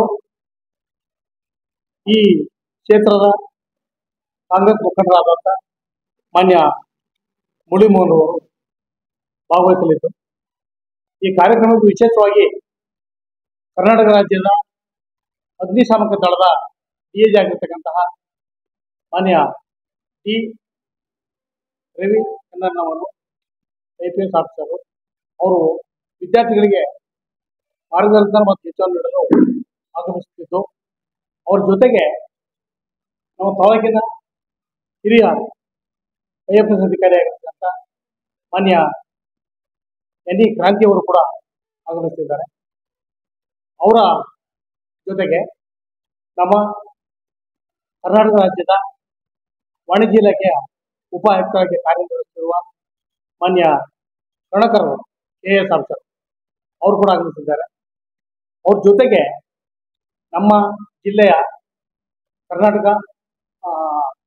ಕೇಂದ್ರ ಸರ್ಕಾರದ ಪೋಸ್ಟಲ್ ಅಧಿಕಾರಿಯಾಗಿರ್ತಕ್ಕಂಥ HL ವಿನಯ್ ಅವರು ಕೂಡ ಆಗಮಿಸುತ್ತಿದ್ದು, ಎಲ್ಲ ದಲಿತ ಬಂಧುಗಳು, ದಲಿತ ಒಕ್ಕೂಟದ ಪದಾಧಿಕಾರಿಗಳು ಮತ್ತು ವಿದ್ಯಾರ್ಥಿಗಳ ಪೋಷಕರು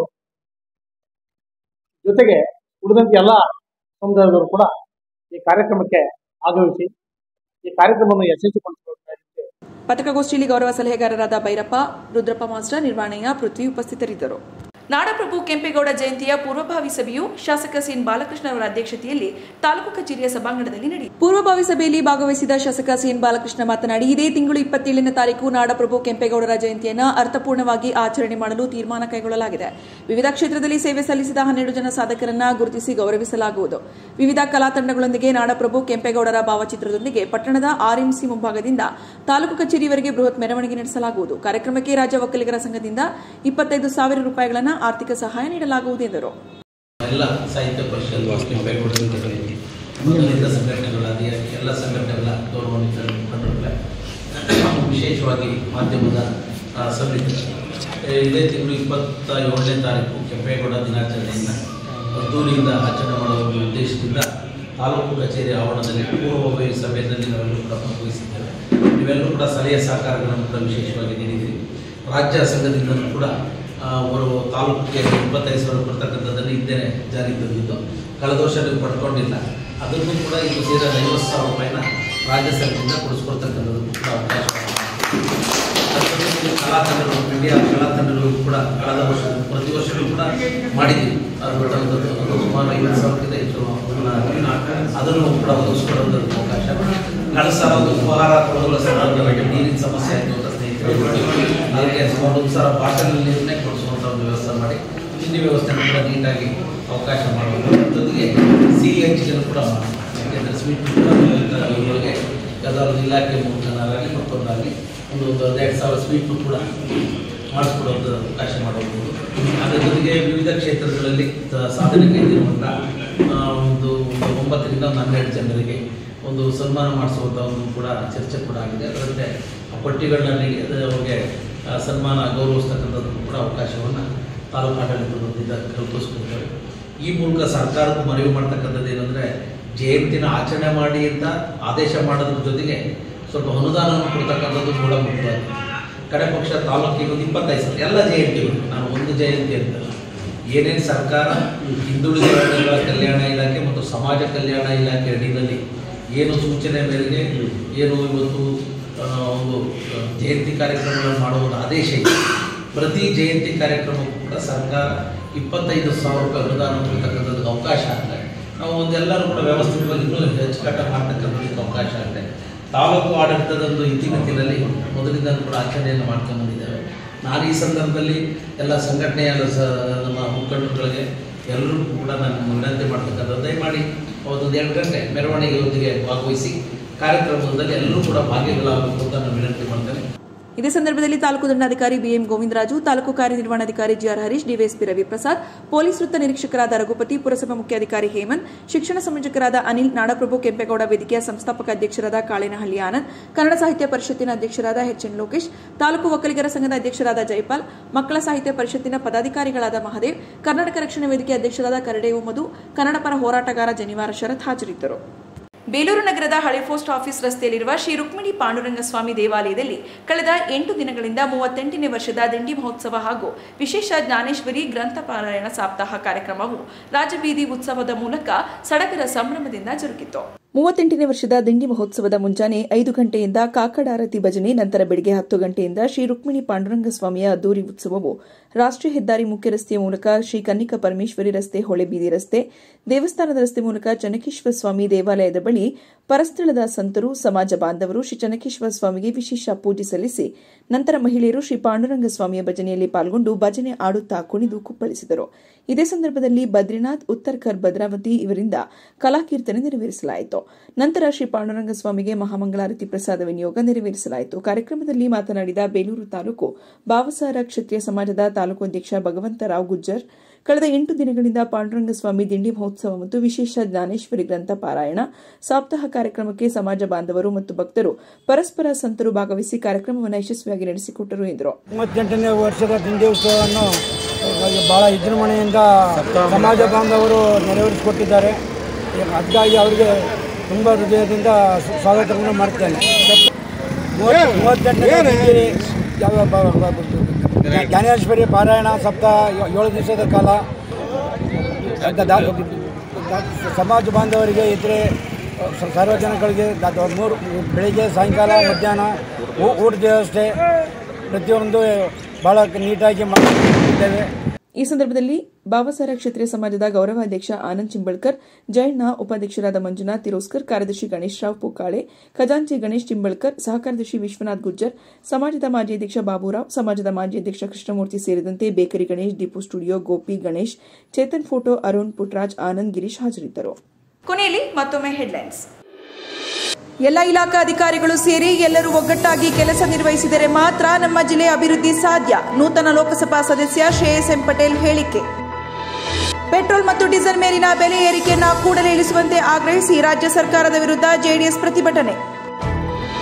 ಮತ್ತು ಜೂನ್ 20, 21 ಮತ್ತು 22ರಂದು ಬೆನ್ನುಹುರಿ ಅಘಾತಕ್ಕೆ ಒಳಗಾದವರಿಗೆ ಉಚಿತ ಆರೋಗ್ಯ ತಪಾಸಣೆ ಮತ್ತು ಗಾಲಿ ಕುರ್ಚಿ ಜಾಥಾ. ಸೇವಾ ಭಾರತಿ ಸಂಸ್ಥೆಯ ಹಿರಿಯ ಮ್ಯಾನೇಜರ್ ಚರಣ್ ಹೇಳಿಕೆ.